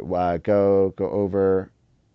Yeah, bigger fish to fry. There should be here you go. In June 2021, Clegg emailed others in the company that given the bigger fish we have to fry with the Biden administration, we should think creatively about how we can be responsive to the Biden administration's concern. And then it says below. What are these bigger what is he talking about? I can go over those in a second. But just one more thing on this is, you see, in April 2020, the company was seeking to work closely with the Biden administration on multiple policy fronts. So this now gets to the larger issue of the interplay between the profits of multinational corporations and the protection provided by the U.S. government when it actively advocates on their behalf.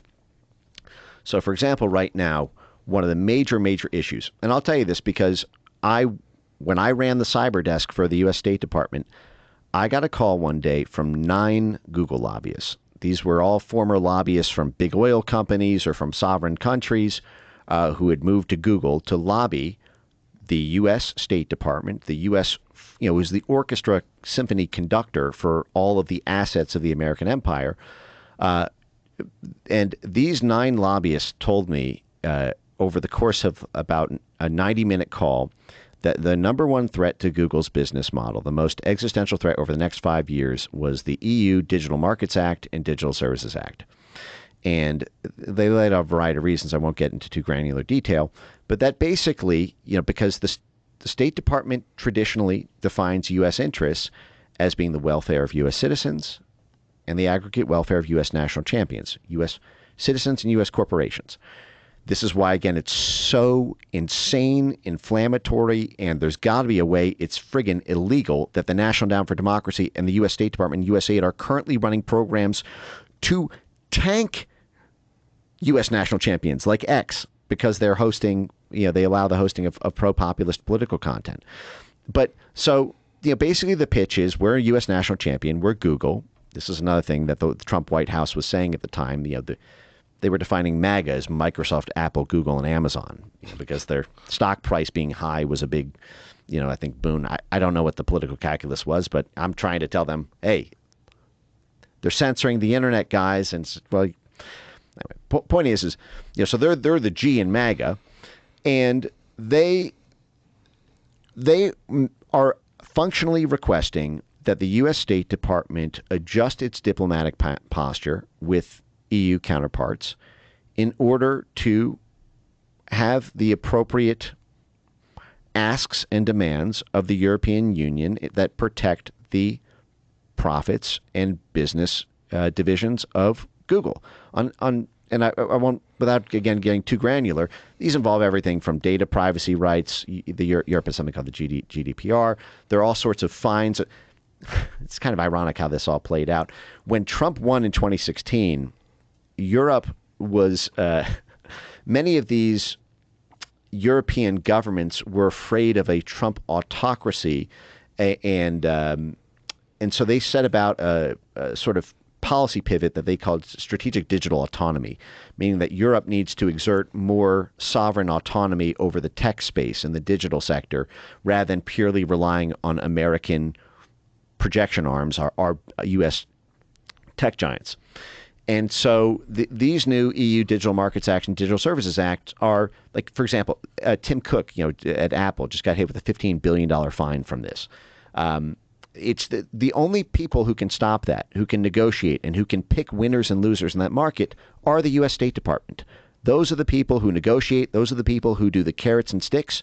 Hey, EU counterpart. Hey, counterpart in France. Hey, counterpart in EU. What was the stick to Apple in relation to? Like, what was it in response to? I just remember the $15 billion. I forget if it was on data grounds, or if it was on you can look up because Tim Cook called Donald Trump on that specifically. I think this is another one of these things where Apple felt betrayed that the Biden administration didn't stick up for them as much. But just so I'm not getting the specific thing wrong, if you look up, here you go, $15 billion fine. Additional $2 billion antitrust fine. EU has been investigating big tech firms to curb their power and ensure a level playing field. Apple recently lost a court battle, was ordered to pay $14.08 billion in back taxes to Ireland. Trump told Cook that he would not let the EU take advantage of U.S. companies if he is elected.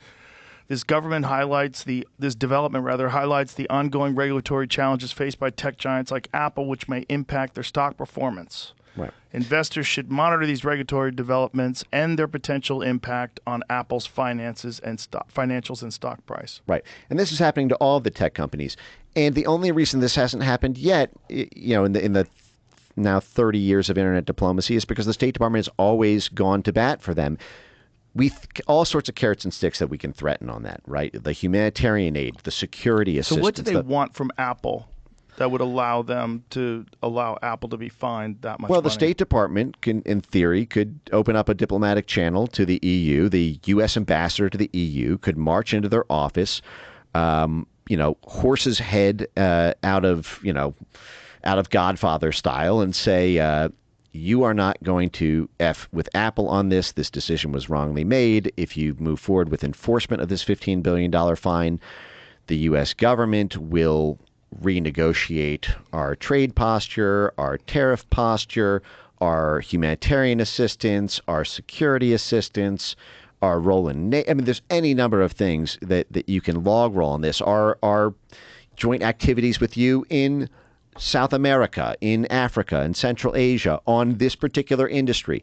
It's the State Department who's got the assets of the empire to manage and to offer up to foreign countries to protect and to, frankly, oftentimes to secure those markets for those tech companies in the first place. What would be the incentive to not do that? Favors to Europe and European. You're always dipping into political capital when you do that, right? Like, whenever you are threatening something with someone you're doing business with, you are giving up a little bit of political capital in making that threat, in the sense that you're sort of sanctioning yourself in a certain respect. This is what, for example, the sanctions on Russia that we led after 2014. They had an agreement with Russia. they're sort of shooting themselves in the leg to try to, get the bear that's biting it. So you're sort of doing this with the EU. The EU is a very delicate dance with the U.S., right? It's 550 million people. It's a giant market.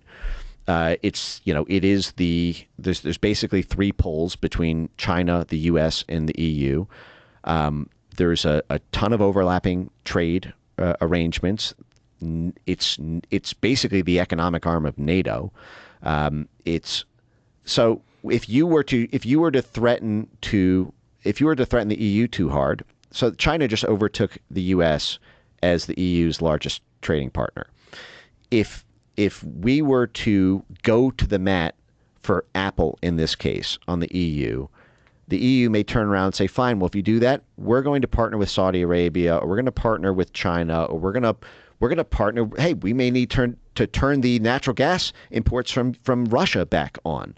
There's all sorts of. I mean, it's a constant interplay. That's what makes that position both so fascinating, but also so complex. Is because you're having to manage all the different stakeholder relations, from the banks, from the corporations, from the political groups, from the outside ones. And Facebook, I mean, it's data, it's ads. This is another thing. The media companies have been on a crusade against Facebook and Google because many of these media companies feel like their revenues are being stolen by the ad money going to Google and Facebook.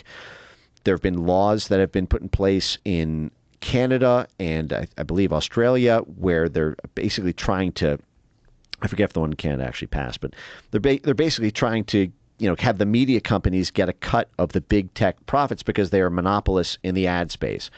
And, Google Ads makes up a huge portion of Google's revenue. Facebook, obviously, the only reason it became profitable in the first place, when Facebook IPO'd, it was initially there was a concern that it might not even be a profitable company, let alone one of the top, 8 biggest companies in the world, because they had not yet monetized those eyeballs through ads in the way that they've scaled incredibly to do. But what happens when our own U.S. government completely betrays them and works with Europe to screw them unless they do censorship? And if you want an incredible receipt on this, you can look up the February 2021 USAID Disinformation Primer. You can go actually to my foundation's website, foundationforfreedomonline.com, and just type in the word USAID, and you'll see that Disinformation Primer. USAID, in tandem with the National Endowment for Democracy, that CIA cut out, and in cahoots with state, who USAID serves, as an instruction manual for how to exert its soft power influence around the world to regulate ad networks, to hurt U.S. tech companies if they allow pro-populist speech on the platforms by getting advertiser boycotts and advertiser blacklists to punch the social media companies. And so, it's a plot against our own people. And it's being waged as part of a political proxy war to stop populists like Trump from being able to get elected in the first place. And if he gets elected, to be able to throttle his administration and his allies around the world so that he can't implement his agenda. Jesus.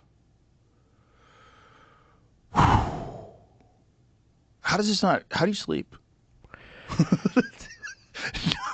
Like knowing all this, like what? It was really, really hard the first 3 or 4 years because there was, like, I was in this before when the whole thing was totally depressing and there were no wins at all. I was like, and it was bad. My health deteriorated. I didn't look good. I didn't feel good. I tell everyone you have to go through your 5 stages of grief on this. You're going to have your denial, and then your anger, and then your depression, and then your bargaining, and then your acceptance, and you'll go through many iterations of those 5 stages of grief. But you get to a certain point, I think, where you accept that this is our inheritance, and this is, in a way, as evil as so many components of it are, the larger picture is kind of a fascinating archaeological dive into the ancient dinosaur bones of the world that we live in. The American empire would not exist without this apparatus. It took a twisted turn in 2016, But the fact is, we are an international empire because of the banana wars in the 1800s that gave the U.S. Vassalage control over much of South America. We're an international empire because of the Spanish-American War, 1898. We take the Philippines. We had we had the miracle of the 20th century because this free speech diplomacy, which in large part was a State Department, CIA cynical front just to be able to capacity build our own assets behind the Iron Curtain, that ended up giving us cheap gas and 401ks and middle class lifestyles and affordable homes and pensions and all the favors that the State Department does to pry open markets is the reason that Walmart can export to the furthest reaches of the world. It's the reason that I played this really funny one a few days ago, the famous Pizza Hut ad with starring Gorbachev after the National Endowment for Democracy pried the Soviet Union open, and it's basically saying we have instability. These are Russians arguing with each other. We've instability at home. This is horrible. We're basically a satellite state of the United States. And then the other person at the Pizza Hut says, but we have Pizza Hut. And Gorbachev stars and spouses. This is a Pizza Hut advertisement. And can you find that online? Yeah. You can actually... Это из-за него у нас в экономике бардак. Да благодаря ему у нас новые возможности. Это из-за него у нас политическая нестабильность. Да благодаря ему у нас свобода. Полный хаос. Перспективы. Политическая нестабильность. Да благодаря ему у нас есть Pizza Hut. Oh, God, they all agree on Pizza Hut.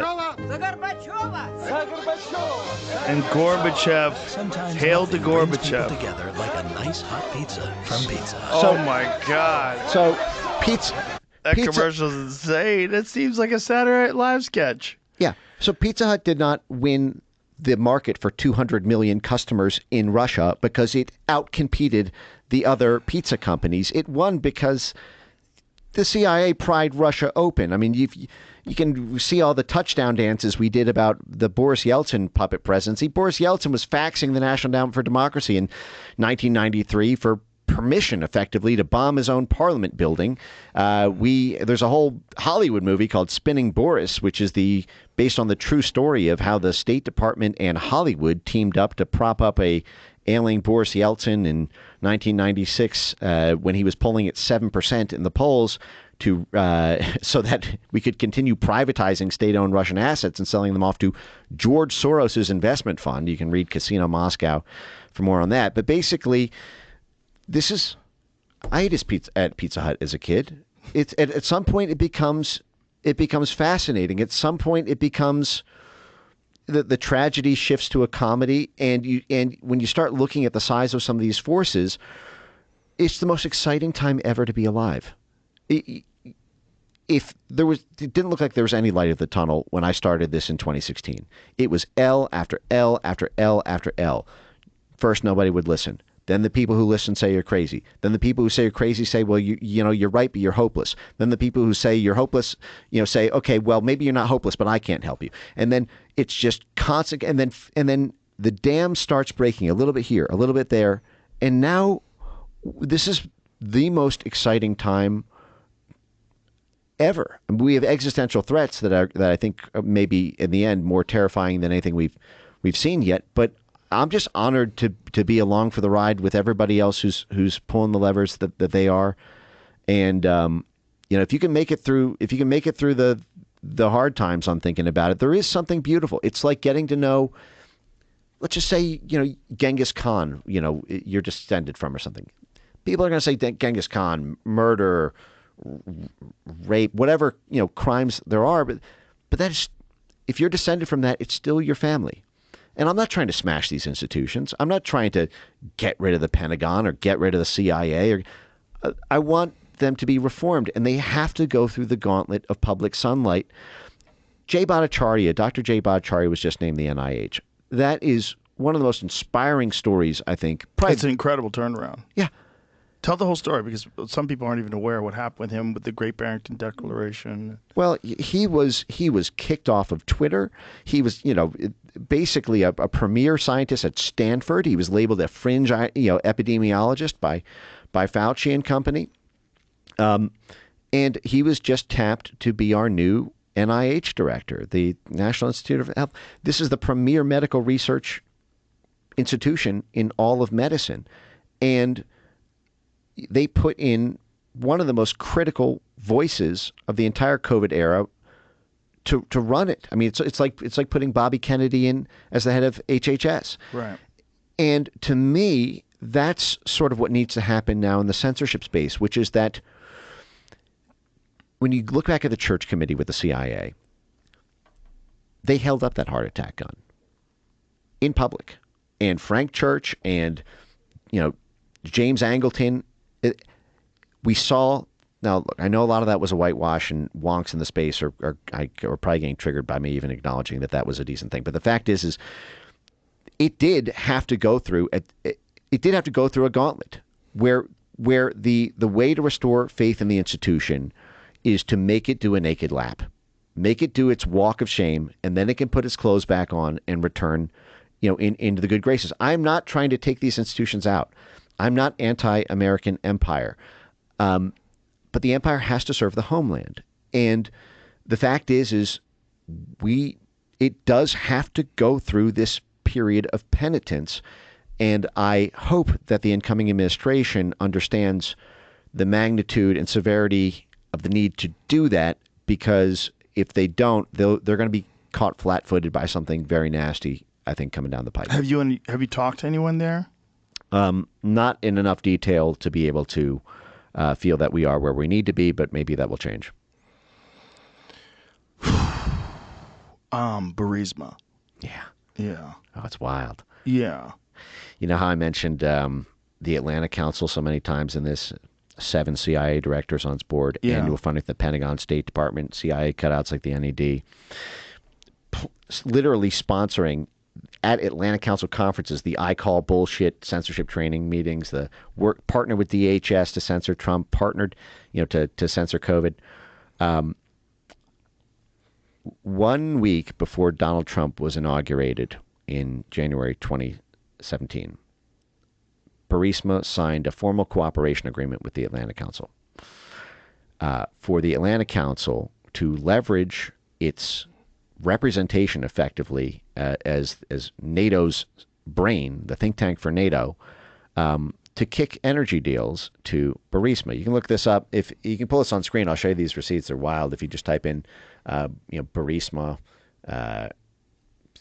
on my X account, or Burisma Atlanta Council, any of these will get you there. So there's a much larger story here that sort of gets us back to Eurasia. And just for perspective, this issue around Russia gets to something that has been decades of tension in the making. Yeah, so this is Burisma and the Atlanta Council. This is one day before Donald Trump's inauguration, January 19th, 2017. So this group with 7 CIA directors on its board, and annual funding from the Pentagon, the State Department. By the way, these are old numbers from 2020. It's over $1 million now for all these. But what are they doing signing a formal agreement with Burisma to kick them deal flow? Well, so here's where it gets to the geopolitics of the energy space and what a lot of this Russia stuff is about. So if you look up, for example, if you just go to Google and you type in Russia 75 trillion, you'll see what Trump got knifed for in term 1.0, and that is still the knife's edge dangling over Trump term 2.0. So if you pull up like an image graph of it, it'll make it a little bit, I think, more, or just like maybe the fourth, the fifth one, if you see, or the fourth one, or fourth or fifth. Yeah, any one of those. Right.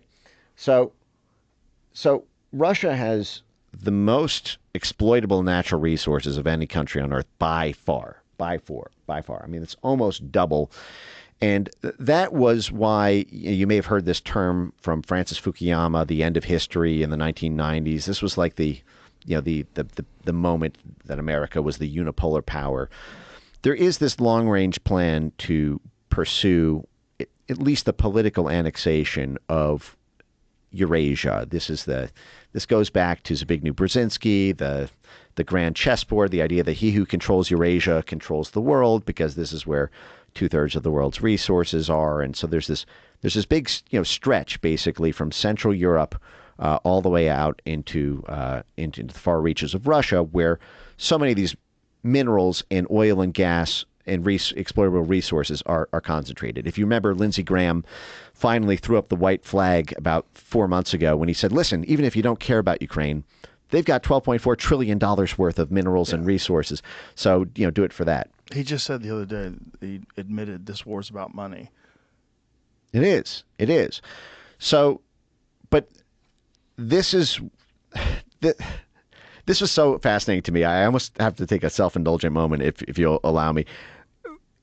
I had initially started working on this with a book and a movie that was just about the AI censorship side. It was Weapons of Mass Deletion, and at the time I was in 2016, early 2017, I was focused on the domestic side, like I think everybody is when they see this. A lot of this was woke stuff. So you see, some pink-haired, feminist person with an outrageous Twitter account who's a trust and safety person at Twitter, and you say, okay, this is a culture war, right? And then as I started tracing this and just completely obsessing every day on the research side of this, you'd see these censorship planning conferences with high-ranking military and intelligence officials, and on the panel with them would be Eurasian-focused energy investors and energy companies. And you'd say, well, what are they doing at a censorship conference? Why is Chevron here? Why is Royal Dutch Shell here? Why are representatives from Naftagaz at this conference about disinformation on the internet?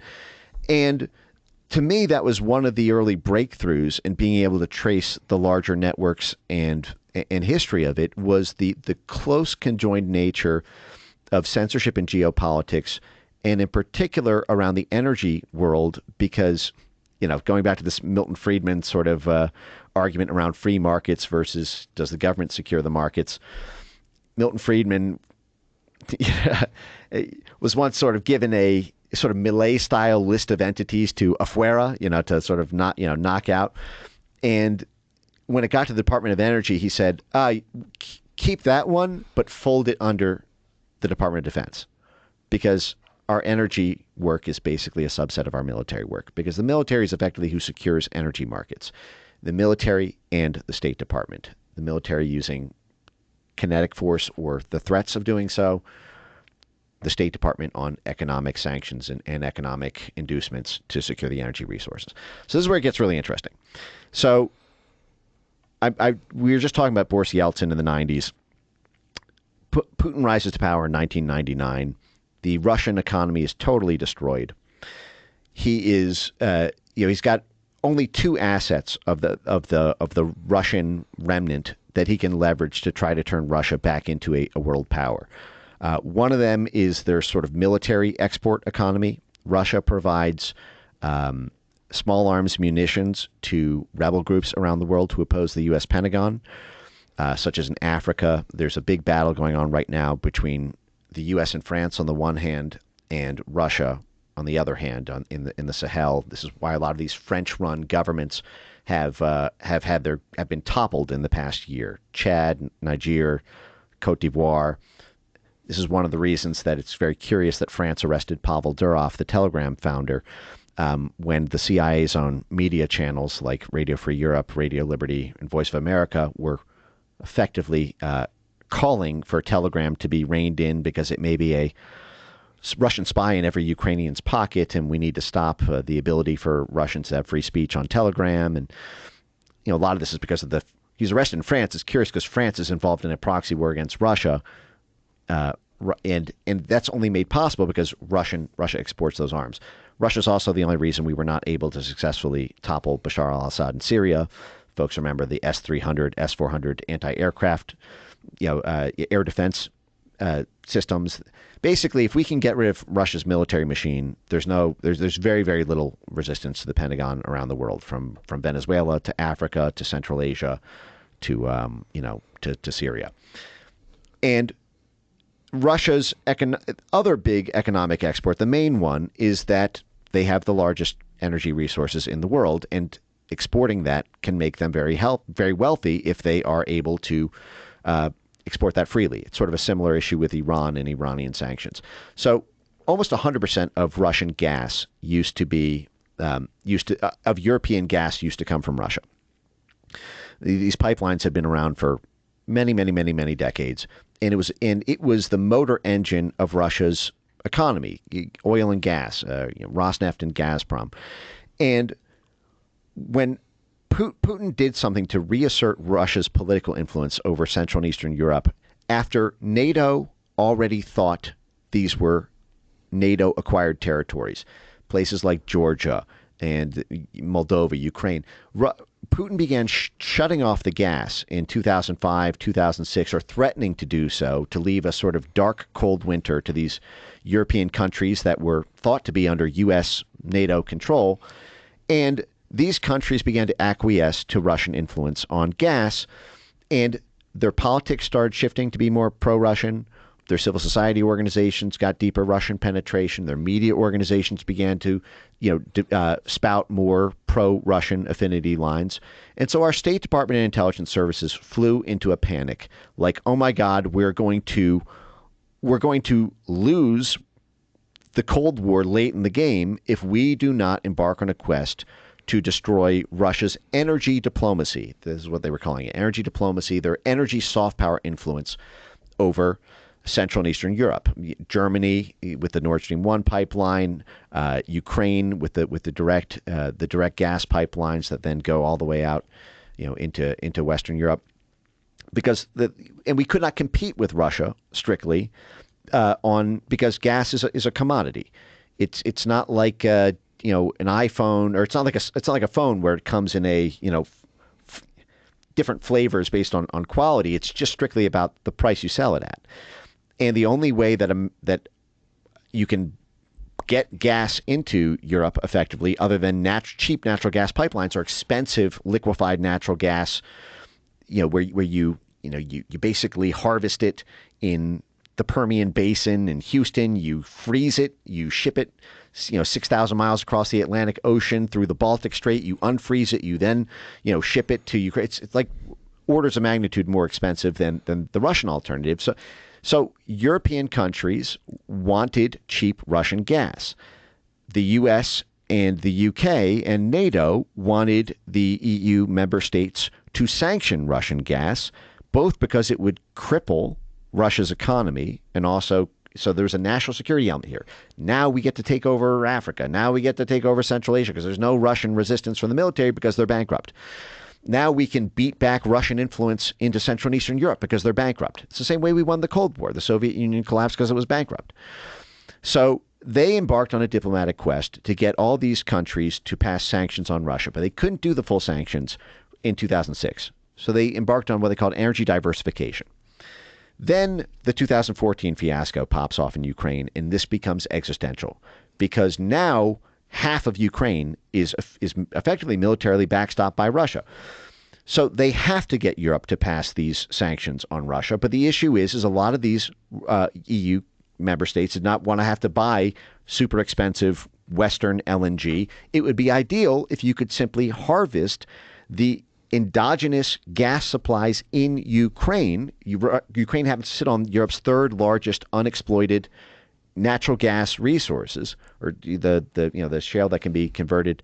And so Burisma was a tool to be able to supplement the Western LNG with an endogenous and at-home Ukrainian alternative gas supply so that the sanctions could go through in Europe and so that Ukraine would not be reliant on Russia to have cheap natural gas. But this required Naftogaz, the state-owned Ukrainian gas company, which George Soros has been locked in a power struggle with Putin over privatization for decades.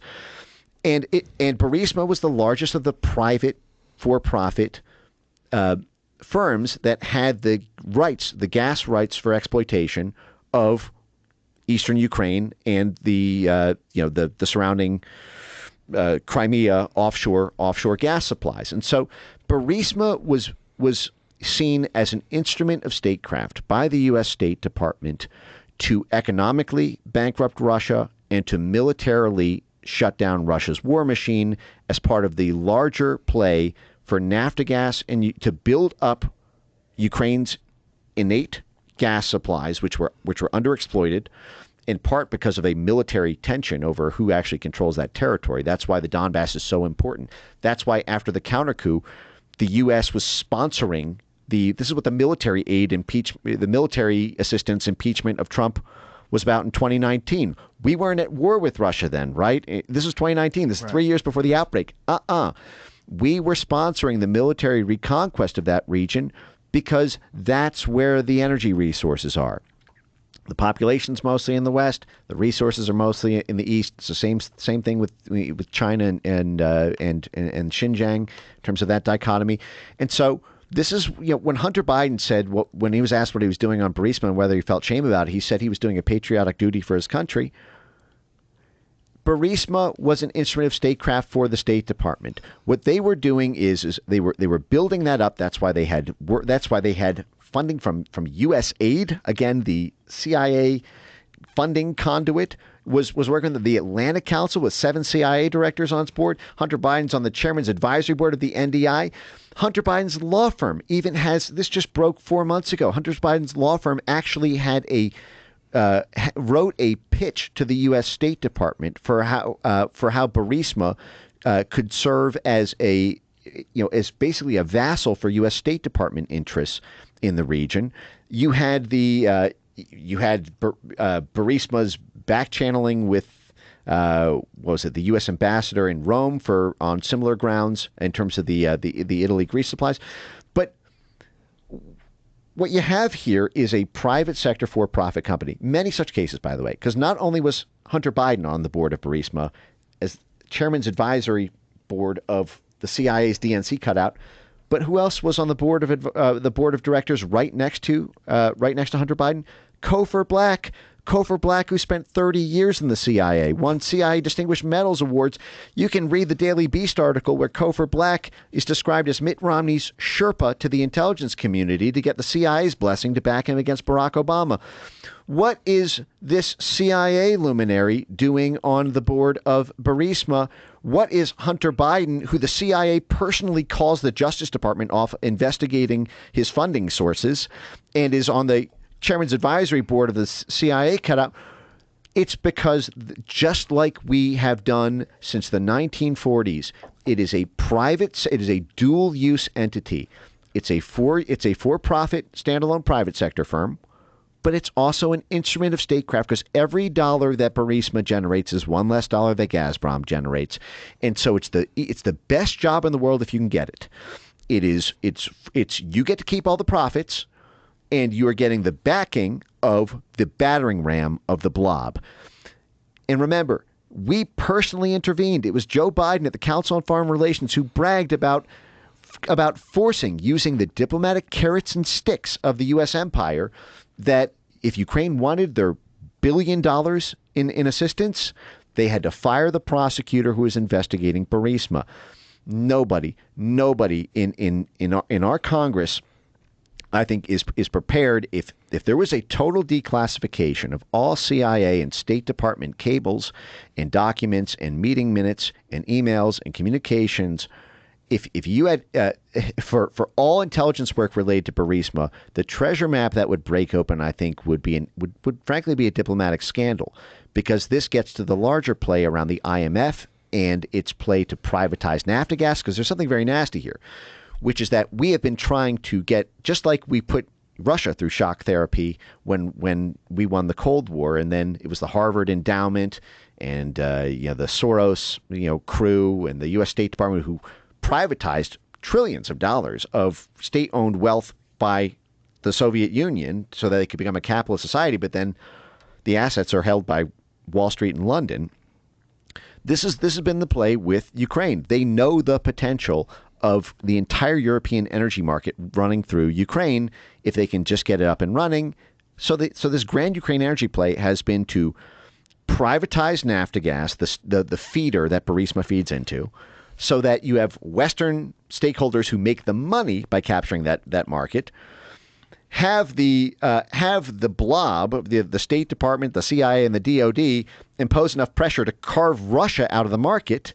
Now you've got private sector stakeholders who are basically, early stage equity holders in a totally protected, because it's protected by the bayonet of the Pentagon, the State Department, and the IC to make sure that the profits run through there so that Russia doesn't get it. So it's a great job if you can get it. Jesus Christ.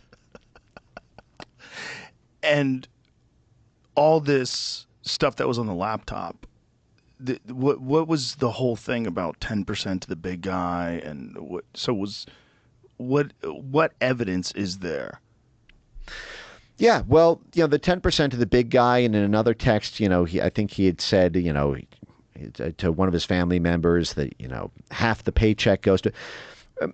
What you have here is almost a tale as old as time since 1948 in terms of this relationship between private sector profit and foreign policy. I mean, I call it foreign policy for personal profit, which is this idea that if you have a senior level job in blobcraft, in defense, diplomacy, or intelligence, you don't make your money as a W-2 employee of the U.S. government. So, for example, Mark Milley, the CIA director only makes about a little over $200,000 a year.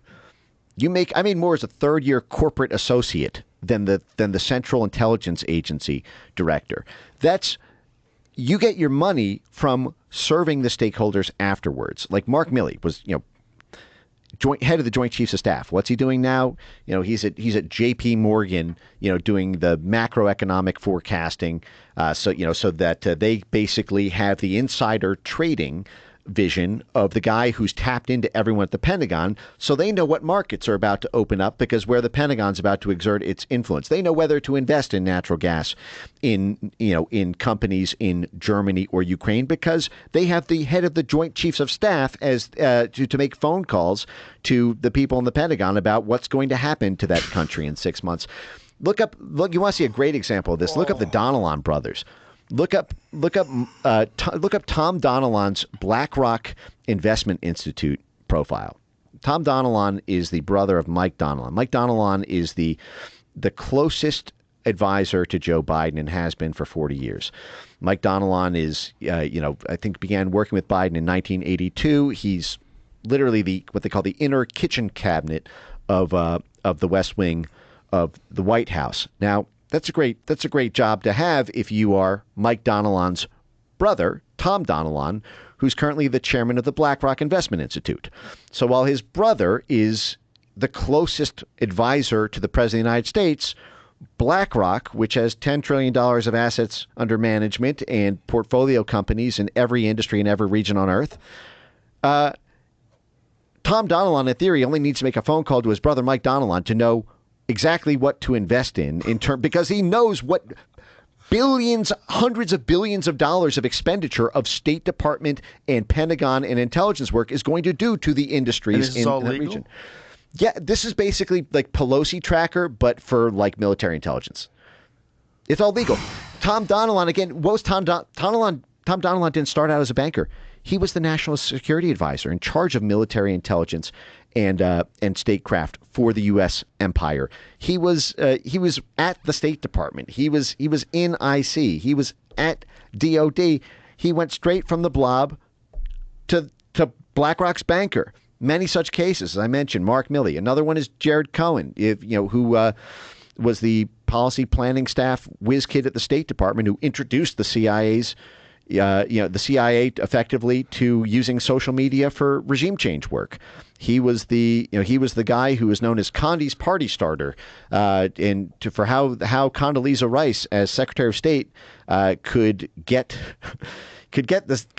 stop running regime change operations out of U.S. embassies and consulates and and CIA station houses, they could simply use social media to organize these. And that's what resulted in the Arab Spring and the Facebook and Twitter revolutions that toppled Tunisia and Egypt. And then Jared Cohen then goes on to start Google Jigsaw, which is the, which set in motion the entire world of AI censorship we now live under.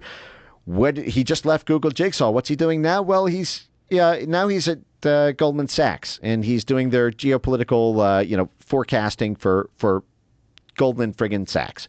So blob to banker pipeline every time, and this is how these people go from, making $200,000-$300,000 a year to being able to live like the people who they used to have to answer to when they were in government. So they are using the assets of the American empire. They're adjusting U.S. foreign policy in a way that maximizes their own personal gain. They're not necessarily doing the calculus about, well, should we be spending all this money on you? If that's what the stakeholders want, and this is what Biden was doing, and this is what the 10% of the big guy thing comes back to. I mean, you just look at the overwhelming, just unbelievable scope of it all. I mean, first of all, Joe Biden was known as Mr. Foreign Policy by the Council on Foreign Relations for 40 years. That is, he was the blob's inside guy. And the blob is the foreign policy establishment, which now has substantial control over our domestic politics. It's supposed to face outward to manage the American empire, but when homeland politics interfere with the empire's plans, they sick it against us. And so for 40 years, he was on the Senate Foreign Relations Committee. For 15 of those years, he was either the chairman or the ranking member. So the top dog for oversight of the U.S. State Department. So he's got these international connections. People are constantly pitching him for 40 years. There's a great video. I think you can look it up. If you ever seen Joe Biden bragging about, being a prostitute for the biggest donor, and that when he turns 40, he was told that at one meeting that for the real big money, he should come back to them when he turns 40. Have you ever seen this? No. It's a great clip. I think if you just look up the word prostitute on Biden prostitute on my X account, you can find this. But basically, Biden Incorporated was running a foreign policy for personal profit operation. I mean, here's a crazy example. Hunter Biden, I believe was, this is great.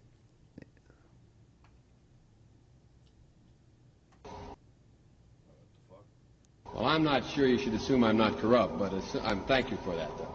The system does produce corruption, and I think implicit in the system is corruption, when in fact, whether or not you can run for public office, and it costs a great deal of money to run for the United States Senate, even from a small state like Delaware, you have to go to those people who have money, and they always want something. We were told that we politicians, as the young kids say, rip off the American public. I think the American public, in a way, rips off we politicians by forcing us to run the way they do. To raise $300,000 is no mean feat. And unless you happen to be some sort of anomaly, like myself, being a 29-year-old candidate and can attract some attention beyond your own state, it's very difficult to raise that money from a large group of people. I'm a 29-year-old oddball. The only reason I was able to raise the money is I was able to have a national constituency to run for office.